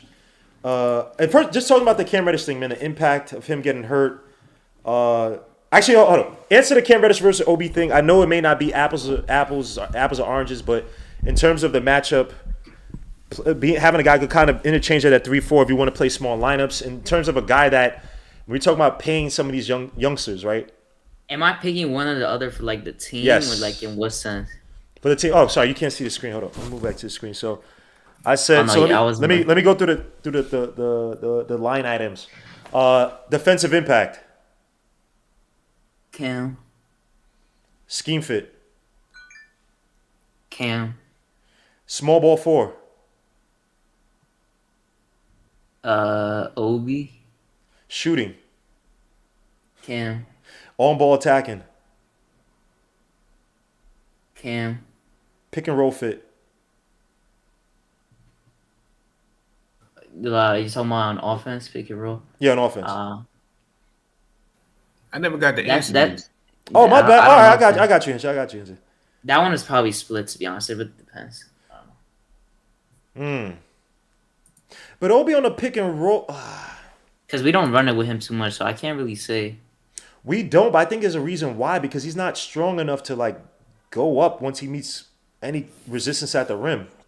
And he has been crafty in terms of finishing, but if Cam is the pick and roll setter, like the one that throws that pass, then I would say Cam. But I think it's split on the other side if he's not the one making the basket. And let me be fair. I'm saying pick and roll as in Obi is a roll man and Cam is the pick and roll ball handler. So let me just be fair in that in terms of just the impact. So again, it's not the if Cam is the ball handler, I'd say Cam because I like Cam is really good. He excels in I would say like in that paint area with his passes. Right, versus more than Obi does as a roll man. Okay, off ball space. Yeah, plus it's not really that easy to get Obi in that pick and roll. Nah, it's not, man. Off ball spacing. Cam. And given a second contract too. Cam. Okay. Trade both of them. All right. See, this is why I can't ask him because he's gonna just go to an answer that's not on the board. So I knew because we've been talking about this. Son. Yo, all right. Let me watch how difficult Hinton makes this, bro. I'm gonna ask Hinton the same questions. He's not gonna answer none of these. As he's gonna keep saying trade. All right. Let me ask Hinton this. Y'all bear me witness. Defensive impact, Hinton. Watch. Cam. Okay. Scheme fit. Cam. Small ball 4. Cam. Damn. Shooting. Oh, damn. This might be a wipeout. Well, neither of them can shoot, but I guess you could say Cam, I guess, because Obi just stopped shooting. Stop shooting. On ball attacking. Oh, that's Cam. Pick and roll fit. Obi. Explain. Because that's what he does best that they don't do. Like they should be pick and rolling him and letting him go to the basket and just try to dunk it every time. But because even though Cam would be better as Hadouken said as the ball handler, I don't expect him to ever do that. So they don't weaponize the pick and roll. We talk about this all the time. They don't weaponize it with anybody on the team. That is very true. Outside of Sims and freaking Mitch. Yeah, outside of when RJ and Mitch do it in the center in that second lineup, basically. Yeah, that's the only reason, and it's mainly because RJ does it, I guess, because we don't really have people that like even setting up the pick and roll. Like they really don't. I don't know. They don't run pick and roll. So I don't know. It's a waste. Sorry, I mean cut you. My bad. Nah, it's a waste. I just want to say this, man. We need somebody. We need like a fundamentals coach next season. Like I look at the coaching staff, bro. We got the 2 Greers. We got Payne, who's supposed to be a big man coach, whatever that's worth. But I guess he did better in college than he did whatever. And you have Johnny Bryant, but I need somebody to actually instill fundamentals into some of these players and a shooting coach too, man. We don't have a freaking proper shooting coach. Thank you, Knicks2G for the Nick G2K1 for the $5 super chat. It's not a Knicks fan, but the passion for your team made me a fan, 100% or 100. Thank you, bro. I appreciate that. And Justin L says he laughed at Hinton. He says Hinton lives outside the box. Yeah, but Hinton lives outside the box. If people live outside the box, he's going inside the box. If they live, he's going where people are not purposely. All right, so he's gonna make this. He is the contrarian's contrarian. I can't go with what everybody says because what everybody says is not always true. Oh, you see this? You see this chaos he's causing? Let me get back to this list, man. Off ball spacing between the two, Cam versus Cam, because he can put the ball. Because if anything, he can break the defense down, so he can put the ball on the floor. No. I mean off the ball, like as in like him in terms of like he's not on the. Oh, okay, like him catching the ball and then okay, fair enough. Yeah, because if he's off the ball and they run the offense, he can still break the defense down. While Obi is just gonna shoot it because he rarely puts it on the floor. And when you do, you're like, hey. But he does the cuts though, the baseline cuts. You got to give Obi. That is his. That is a so-called staple with the second. Obi is a great cutter. He has great basketball IQ, but the team does not use him properly. They don't find him when he's doing the things that he's doing the right thing. And C-Mac, man. C-Mac, shut up, bro. He says Hinton got Sage in his pocket. Don't. All right, man. Let's get back. Let's get back to second contract. I know what you want to do, Hinton. If you couldn't do what you wanted to do, Hinton, which is trade, if you had to give one of those two a contract, and obviously you're projecting for next season in terms of production and whatnot, what are you doing? Who are you giving a contract to? I have to give it to Cam because he's the one that the league values more. Okay. Fair enough. From my perception of things, the league values Cam more. So he can always be moved. Like that Obi, right. Everybody can be moved, but you're trying to possibly weaponize him. Right, yeah. Right. Yep. All right, man. And let's talk about this, man. So Cam out. We're gonna talk about I guess we're gonna get to the draft. I did have a slide talking about some of the needs in terms of building around RJ Barrett. I know Hinton's probably gonna throw up at this. Let me. Why is my slideshow not have all the freaking? Hold up, guys. Let me add this one slide to the freaking video. Oh, that's why. Let me see. Do I have it now? All right. Drafting to build RJ because I do think he's one of the pieces that, and granted, this draft might be just a talent draft, but when you do have players that are here for the future, foundational guys, they do give you somewhat of a roadmap to build with, right? And I did have some points. I think RJ Barrett, he could use a complimentary wing.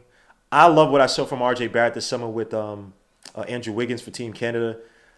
The only thing Team Canada needed really was a big Hadouken. You could talk about it, about your opinions on Wiggins. I was going to say you're not showing the thing if you're showing like the list. Oh, my bad. Hold up. My bad. Let me see. Yeah. Talk to me, Hadouken, man. Like, I know you watch Team Canada. We watched those games together. Hadouken could not stop talking about RJ Barrett. What? I didn't even say anything. During Team Canada, bro, this summer, bro. Yeah, me and Coach were watching it together. So So are you talking about the playmaking right now? Talking about how to draft and to build with RJ Barrett, right? Some of the things I think that in the draft, not to say you draft, you get these guys. Like, I'm just thinking some of the things that will help us. Like team fit. Build what we need. Right, for this draft. So complimentary wings, athletic slashers. I thought, again, I'm not saying you get Andrew Wiggins in this draft. You can't. But if you run into those type of guys that can help you kind of give you a roadmap, a pick and roll big, who can actually set screens, especially if Mitchell Robinson's going. If you don't get a competent center. Obviously, Sims, they're developing him as one, but you can't teach like what Mitch had, 6'7", 4', 7'3", whatever the hell he is. The mistakes he's cleaned up in the air. When you look at this draft, you look at guys like Christian Colo-Colo, you're looking at Mark Williams, who's a freaking beast at Duke. You're looking at even your man, even though I know people may not like him, Ismael Komagate, who could run the floor. Actually, can run it relatively well. I just don't know if you give up a first for him, but other things too, highly capable catch and shoot scorers, guys who could play off of RJ Barrett's playmaking, off the pick and roll. Maybe that's not a first round draft pick. You have guys who are going to fall into the second round pick, guys like Kellen Grady from UK, who's going to be a dead eye sniper in the NBA. Smart forwards who can post up and find RJ in the cuts. This is where it might go to Hinton's love and hate affair with his guy Keegan Murray. Even though Keegan Murray is not a playmaker like that, Keegan Murray operates a lot from the person. Not Keegan. Murray's starting to, he's starting to move up on the bus for you. Like I said, I like 13 guys in this draft. So, for me, it's not it's about who's there when they pick. So, okay. Or wherever they wind up getting slotted. So, but Ben Mathurin's my favorite player in the draft. If I had a favorite. Someone said RJ getting 90 million in the chat. That makes no sense. I'm sorry, that is not happening. And then also, I know. Lastly, I just said wings who can guard bigger, stronger scorers because I think RJ Barrett playing against top 2s and 3s every other night. Like, it's just he needs somebody to give him some type of defensive cover. Fournier is not it. Cam Reddish, but I have to agree with Hinton. You can't let Cam Reddish deter you from picking a proper talent in this draft. You just can't. I like Cam Reddish, but you just have to start thinking of just building this team as if some of these guys aren't there. The Obis and the Cams are just not there because it's that type of draft. Talent is not dropping in this draft. So Let me get to this. But also, you're raising your talent level. So at the same time, you build like this is another. You're building competition. So right. The biggest dog is going to eat first. So I'm just trying Kaiser Soza. Okay, before you continue, Kaiser Soza kind of did make a point that I feel like would be something that would happen. If Mitch doesn't come back, we draft Duran. I've been saying that also. Stop! Yo! He's trolling. Y'all don't know what scene I be trolling, son? But I'm actually thinking about. But I'm actually. But it makes sense. It would make something to think about at the same time. Yeah, yo, bro, just get me. And I'm trying you saw what Mitch's uncle posted. I'm gonna leave that for later. All right. What do you post? Just talk about as I try to get this damn. I have another slide I want to show. I need to look back. Someone posted about how Mitch's uncle was talking about how he needs a PG and he doesn't have an actual PG that like pass. Yo, this guy. Oh, he said the Knicks do not believe in passing the ball to their bigs low key. Like the Knicks can't wait for my nephew to get out of there. Yo, son, yo. And you know he's freaking talking with his uncles. By the way, I'm trying to find. Oh my gosh, why is this happening? I sent it to you on Twitter. But yeah, all right, that is his uncle too, because I remember seeing him tweet some stuff with that guy. So I did have a list. I did have a list of guys I want to go over. Hold on, I have to add this. I thought I added this to the slideshow already. I apologize, guys. Give me 2 seconds. Where the hell is this? But I want to go to Kaiser about Keegan's age though. Kaiser, he's 21, but you got to think that with the front office and the coach that you're talking about, if he's not fired, they're going to take the older guy. They did that with Grimes, so right. That's another reason why you got to keep an eye on Keegan Murray too. So there were some guys outside the top 5 that want to go over. And there's going to be some guys, right? There's going to be some guys you draft and you might be pivoting from the guys that you have on your team, and there'll be some plugins, right? Obviously, plugins, Mark Williams, Dyson Daniels, you could play him at the point guard position. Smart guy, heady playmaker. Still growing, too. He hasn't really grown to his body pause. That's since his guy. Alondes Williams for Wake Forest. He's older, but he is a playmaker extraordinaire. And if you need a point guard, right? I really don't care in terms of his age, really, because you need somebody who can just man the position if you're looking for that guy. If you don't trust IQ to be that so-called guy yet. He also has a really good mid-range, too. He has a weird shot, though, but he'd be an underrated pick at the point guard position. Johnny Davis. I only put Johnny Davis as a plug-in because this sounds crazy. I would love to develop Johnny Davis from the bench as like a Ben Gordon type. So he's not necessarily replace anybody, but I love to have him as a bench bully. Give him 25 to 30 minutes a night off the bench and just have him attack teams from the second unit until you say you get rid of the Fourniers or whatnot. But I wouldn't force him into the starting lineup unless he clearly just destroys Fournier, and Fournier is absolute trash. And then guys like centers like Walker Kessler, and then obviously Christian Colo-Colo, Mark Williams, like I said before. And then some of the pivot guys, right? You got guys like Benedict Mathurin, who you'd be looking to move on from Fournier. I'm sorry if you draft a guy like Benedict Mathurin over time. Keegan Murray, obviously the Obi Cam situation. Keegan Murray, he's a triple threat extraordinaire. He could play in the post. He's a do-it-all guard, man. And I think if you do have a proper system around him, he could be highly effective. And he's not a how can I put it? I know he's not a playmaker like that, but he's not a selfish guy, if that makes sense. I think he's just needed for what Iowa does. He's needed to be kind of like a do-it-all forward on that team. Like I said, Mark Williams wouldn't be a pit. I messed up this list. Don't worry about it. I put Mark Williams twice. Just ignore that. Alondos Williams, I put twice like I'm an idiot. But guys like Jeremy Sohan would be replaced for Obi. I'm not sure if you're picking. Obviously, Ty Washington would be replaced for IQ. My underrated guy, people are going to kill me for this, Bryce McGowens from Nebraska. If we had a system like, say, the Toronto Raptors or the Golden State Warriors or even OKC, I'd draft Bryce McGowens. But we don't. He's a trade back because I think you might be able to get him outside the lot. I know he's jumping though. He's jumping up. I think he's going to jump up. I think you might be able to get him outside the lottery. So all right. So here's the thing, Hinton. On this chat, and Hadouken's gonna kill me. So that dude, Hosamo, right? And if if you're watching, screw you, bro. But if Hosamo is watching, he does. I'm not gonna say a name, but he has a connect in the chat, and the guy seems to be a so-called insider. And they're both saying that like Bryce McGowan is essentially moving up boards. He's gonna be taken in the top 10. And there's a guy that people have him on the wow. Yeah. Okay, because you know what then the comp is. You know then the comp is that he's going to be your boy Deontay, even though he don't play that defense. But that's the only reason I can see that, because he got drafted in the 20s, and they're not going to let this kid do the same thing. So they're just going to draft him higher than he probably should be. Right. And they're going to like this kid. He has all the potential. He's just young though, but he shows flashes, man. But you can't Kevin Knox this kid. Like he has to have a legit development. He might be a guy you might stash in the G League for a little bit. He might be would he be the first? No, he probably wouldn't be. But you'd have to have him spend some time in the G League. But he could be in the next 2-3 years. He could be an absolute demon. But outside of top 5, man, I know you talked about Benedict Mathurin. If you just want to talk to everybody about why you like Benedict Mathurin so much, we're gonna go through these process real quick. Be out of here. But I'm showing the screen. Go ahead. I just like his game. He's just a smart basketball player. He's 6'6", 6'7", shooting guard, athletic. He just plays with he plays with a high IQ.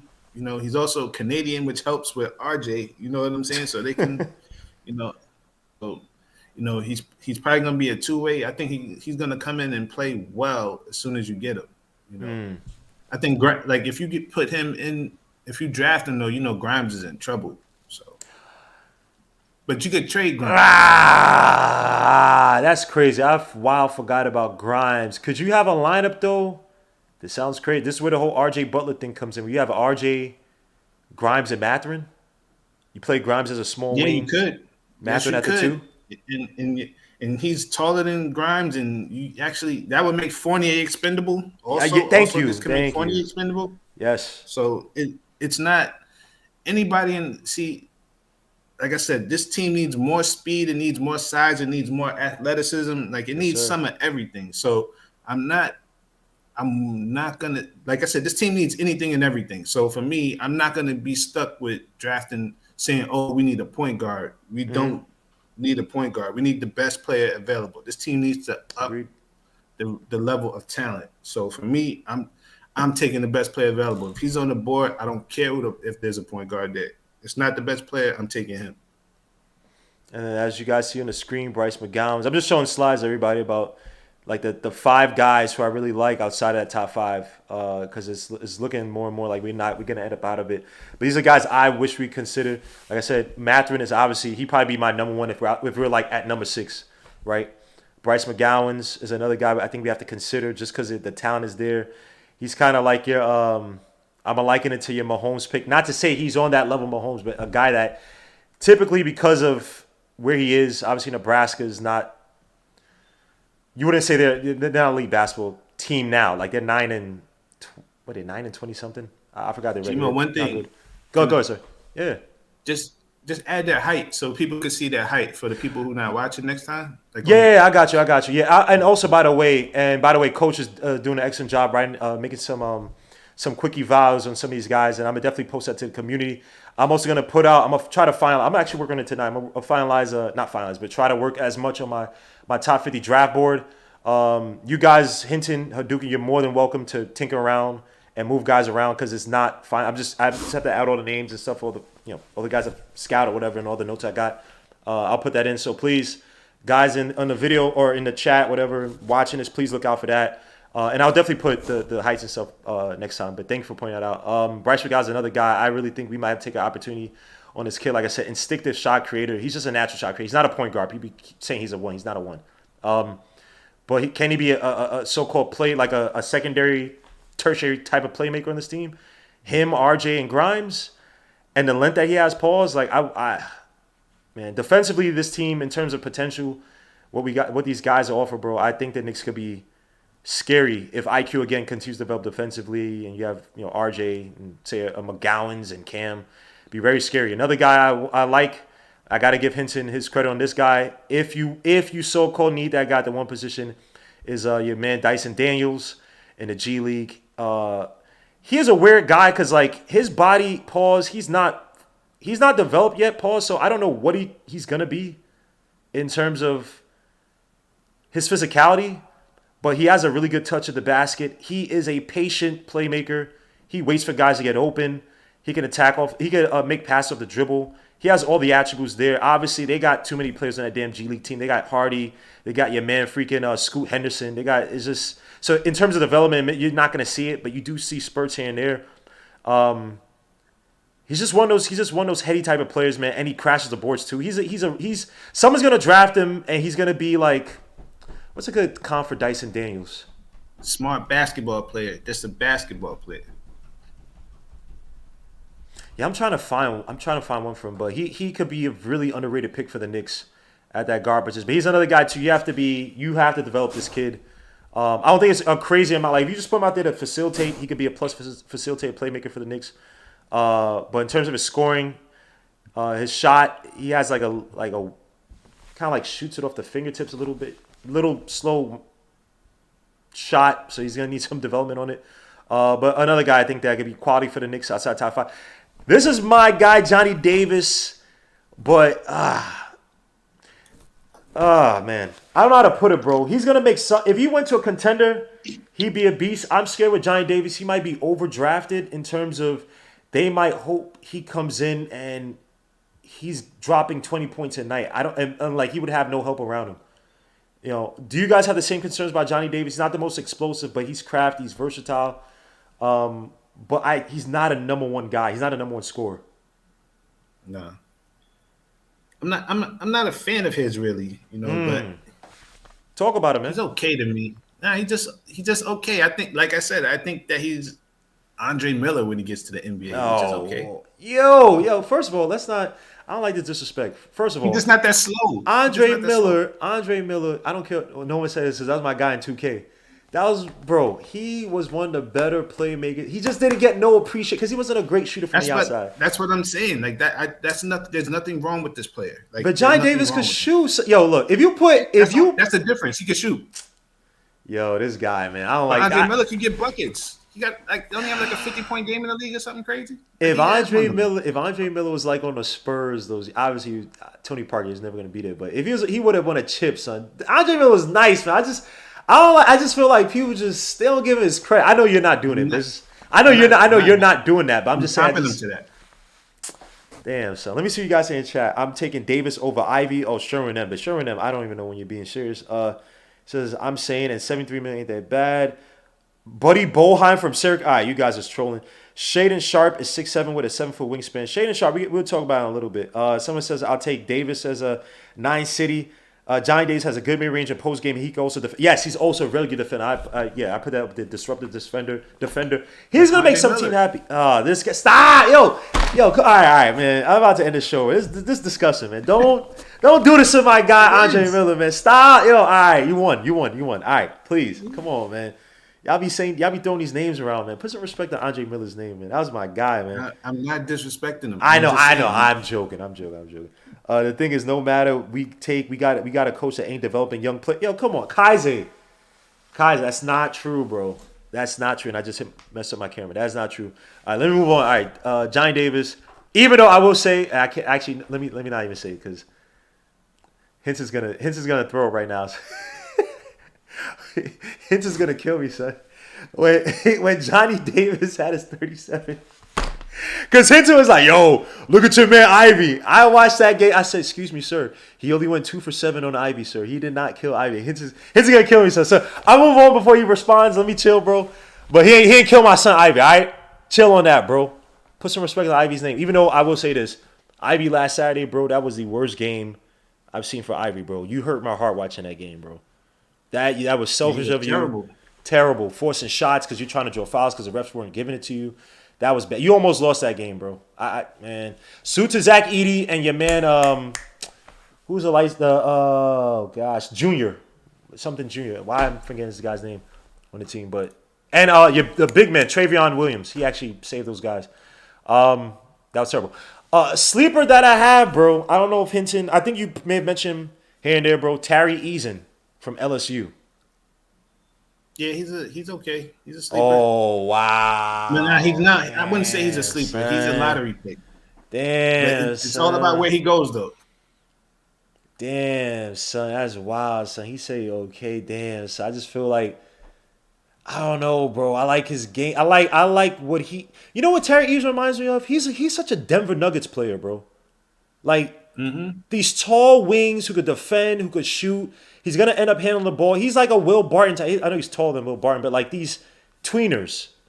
He's like Aaron Gordon. Hey, whoa, hey, yo, whoa, hey, yo, what is this, Mister? But he can shoot better.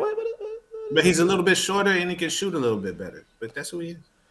I think he's he's an athletic wing. He plays good defense. You know, he has long arms. He had that great block on the 3 last week. I was watching the game. Like, you know, that's actually Freezy's guy. I'm telling yo, bro, is he? But see with Hinton, this draft, I'm happy is this draft because Hinton, he's gonna become a fan of Terry Eason, man. Just watch because Keegan Murray, I know you. I'm just saying I need to make you a fan like yo, because I know when you like a player, you change your tone changes. I had him in might be like 13. But there's nothing wrong with that. I'm just saying, bro. Bro. And thank you, Arsenio Senor Barnett. He says, salute Gmo on the panel. Since this draft class is not all that great, we should trade the 2022 pick for an elite point guard and find a rare G League center with work with Deuce. And wait, yo, bro, that is a pipe dream. That is. Don't you think we would love to trade this pick? I want to get out this draft so badly, bro. Get me DeJounte. Get me out this draft, bro, and get me my guard, bro. We can't. Everybody knows this draft is trash, bro. Like, we ain't getting out of this, bro. I wouldn't expect a franchise player out of this draft. I would say you're getting a nice piece, though. You're getting, like, you could get a second or a third or a fourth piece in this draft. Honestly, it's not last year's draft. But like you say, Hinton, right? What's your motto? You build your basketball team. That's it. You don't. Yes. If you find a guy that fits your system, you take him versus you don't make a Kevin. I said it with Bryce McGowan, but I still think Bryce McGowan, you draft that kid, he's going to be – I think he's going to be a beast. But, yeah, this draft, bro, you just take the guy.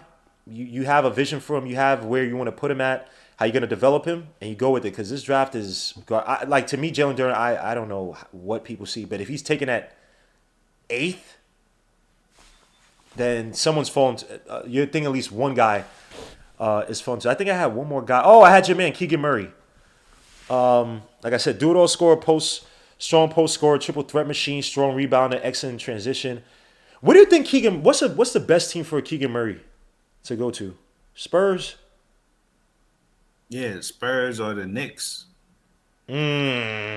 Talk, because Hinton again. Because the Knicks still need scoring, and he's a face-up guy who he's gonna get buckets. Like the Knicks need another bucket getter besides RJ and Randall and Quickley. Like they need a guy who has the potential to get you 30 points in a game.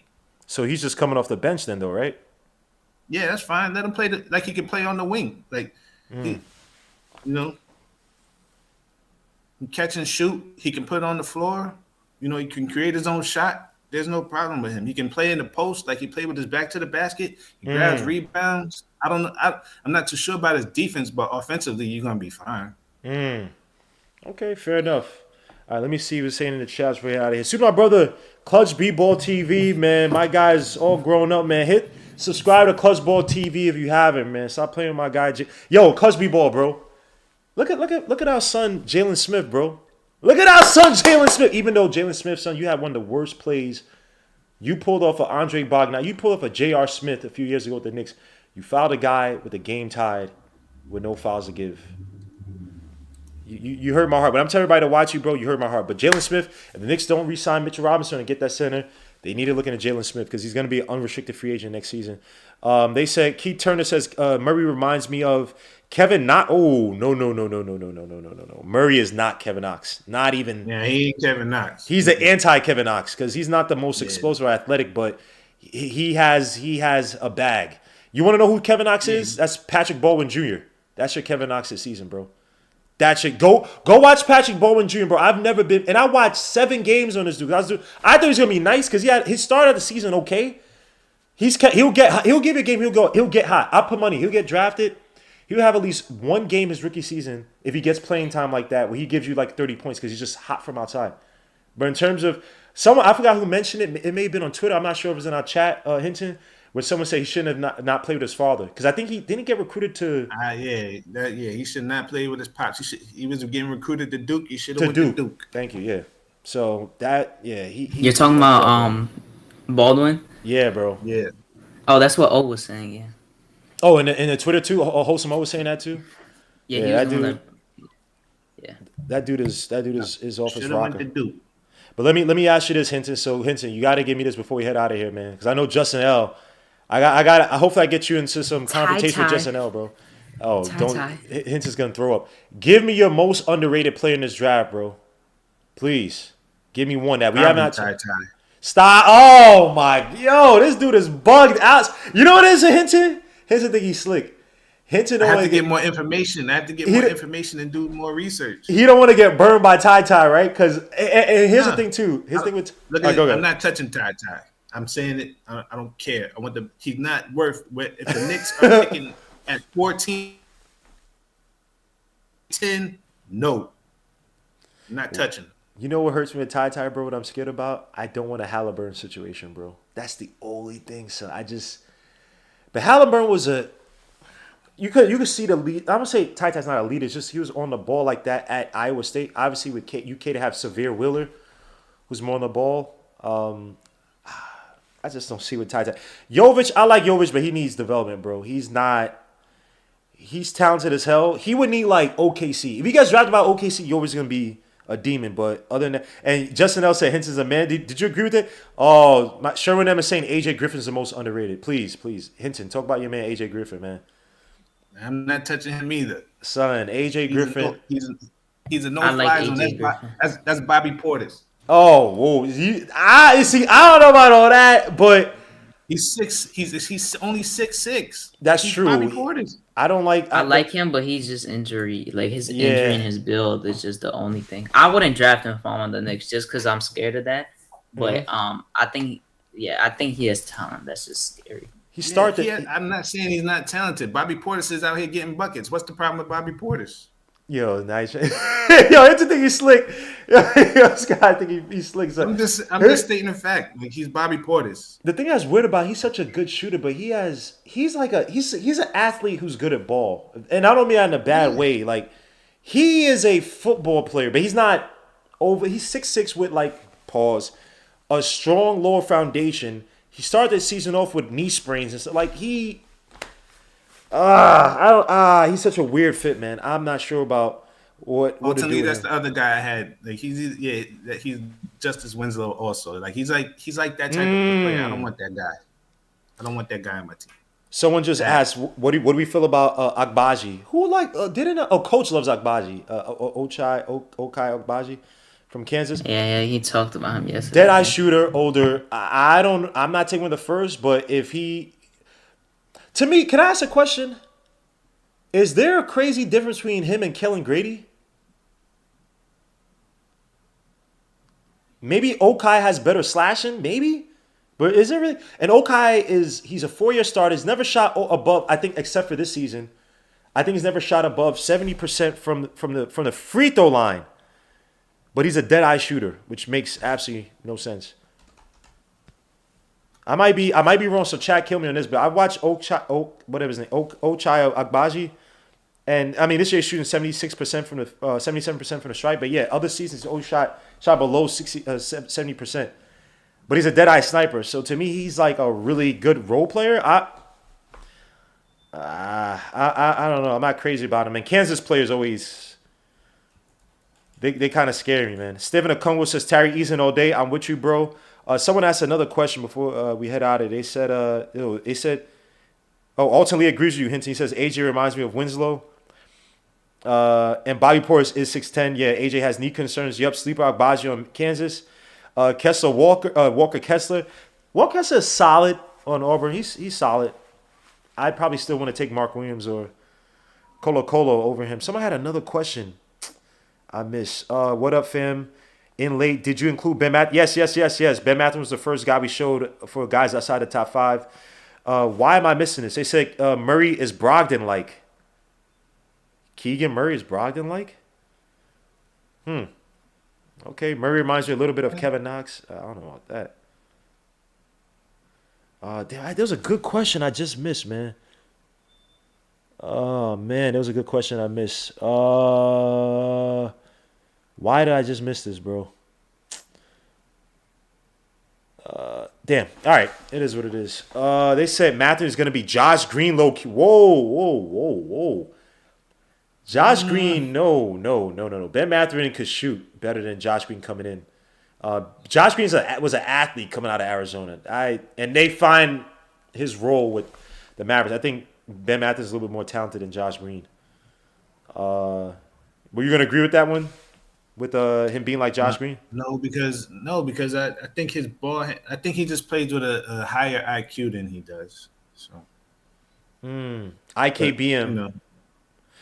IKBM is saying, he's trying to say AJ Griffin's gonna be like PJ Washington, but PJ Washington's like 6'9", 6'10". AJ Griffin's like a but that's what I'm saying. That's the type of. But I mean, he's a Bobby Porter, so I mean, same height. Yeah, it's like the same type of player, except Griffin is only 6'6". I don't know what AJ Griffin is gonna be. To be honest, I have no like true comp. PJ 6'7". Why did I think he was 6'10"? My bad. Yeah, no, he's not 6'9" or 6'10". He just looks tall because he's like lengthy. Whatever he is, like that's the type of player that AJ Griffin is gonna be. You said we're gonna big, but he's still undersized though, because he's really he really should be playing the 4. I don't know if he's quick enough to be a 3.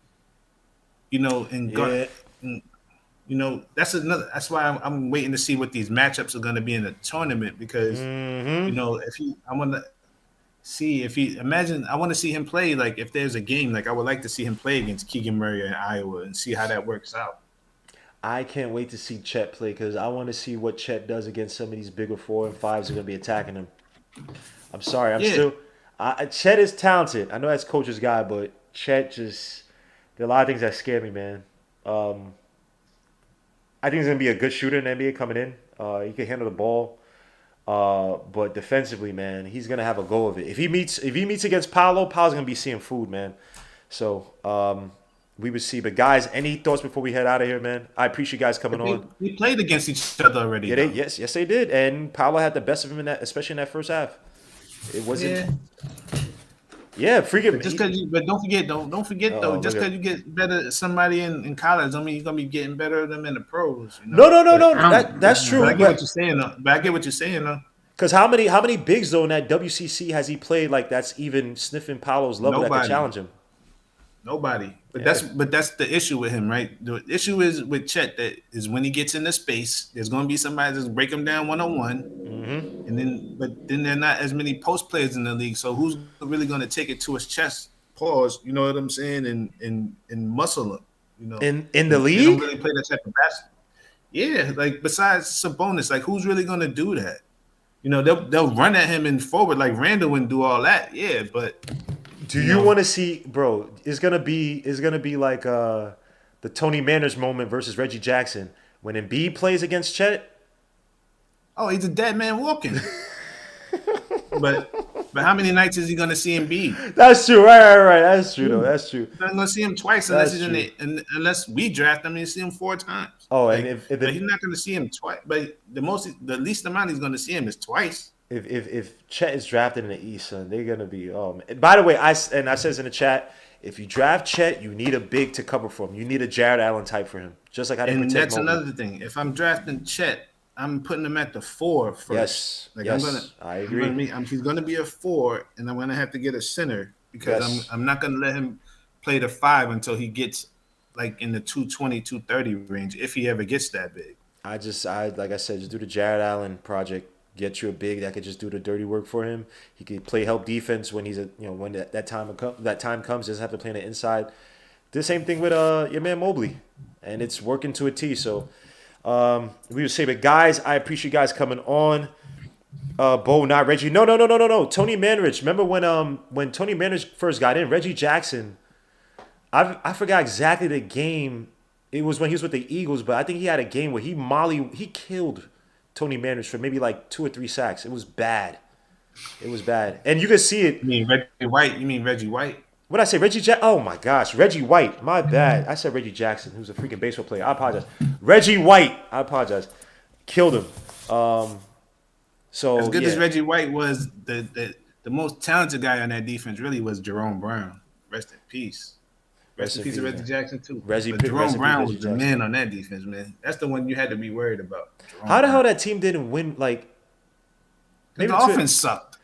Yeah, that was Randall Cunningham, right?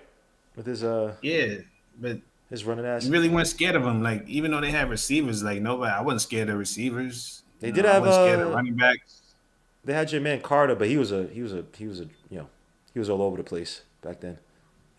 But even when they had Fred Barnett on the other side, I wasn't scared of their receivers. Like no, like who's scaring you? Like who's gonna make a play? Even though Fred Barnett got that 96-yard touchdown against the Bills, but in the big picture of things, I wasn't scared of the Eagles' offense. Yeah, but it doesn't matter, man. The Jets, we good for the season. We're gonna get DK Metcalf, so it's all good. Or we're gonna get your man Amari Cooper. Look at Hinton about to curse me out. But salute to each and one of you guys, man. I appreciate it. I can have Amari Cooper. Yeah, I knew he was gonna say that. So Reggie White was the best after LT. Oh man, that's wild. Any last thoughts? We head out of here, man. We do have the Memphis Grizzlies tomorrow. That should be a good matchup. I want to see McBride. I want to see RJ Barrett be challenged by your man Morant. I want to see how they respond. I want him to dunk on him. Hot streak, it's the biggest game of the season. So, okay. And it technically is because of this win streak. Yeah, it's the biggest game of the season. Like for the guys who want to win games and you want to make the players and do culture, biggest game of the season. Oh man, yo, Hinch's. I mean, he's not lying. Yo, you know what? Look, man. If the young kids are playing development, man, I get it, bro. I just the tanking thing. I get it. I get why people want to do it. I can't argue if you want to do it. I'm happy. Let me say this, Gmo. I'm happy all the young kids are playing. Right. But Randall is hot right now, so he's messing this up for me. Of course he is. Now he wants to play. He wants to play smart. Oh, this is the first game you saw in a while where Randall turned it. He played better in the second half because of higher IQ than he did in the first half. Where he was the Phoenix game was the real game that way. He was just killing them. Like he was hot. Yeah, but he was 8 for 19 yesterday, so he really didn't shoot good yesterday. No, he didn't. But in the second half, he turned it on. But in the Phoenix game, he got ejected, so he just So Randall's messing this up for me. Man. But we'll see, guys. I appreciate everybody for being on, man. Stephen Acomo, man, Dushan, Justin L calling in my brother, man. Oh man, that felt good, man. Pause. Like that was a beautiful moment, man. My guy Mets 2128 salute. Alton Lee 9 City. T. Williams, Sherwin M. Salute. Keith Turner, Kaiser Sose. All the super chats, I appreciate it. Nick G 2K1 salute. Thank you for the $10 super chat. Arsenio, Senor Barnett, salute. D Public Enemy, he says, who played worse, Paolo or Ivy? No, Ivy played worse. T Mac, everybody in the chat, man. If I miss you, I apologize, bro. Mike Boy, salute to everybody, man. I appreciate it. I hope to see you guys here tomorrow. Again, I want to have these weeklies more often. I apologize. This time is kicking my ass. My work is kicking my ass, so I apologize for not having them as often. But until then, guys, peace through. God bless. We'll see you guys here tomorrow. We are out as I play the intro. Peace out. Peace. Peace, everybody. Thank you.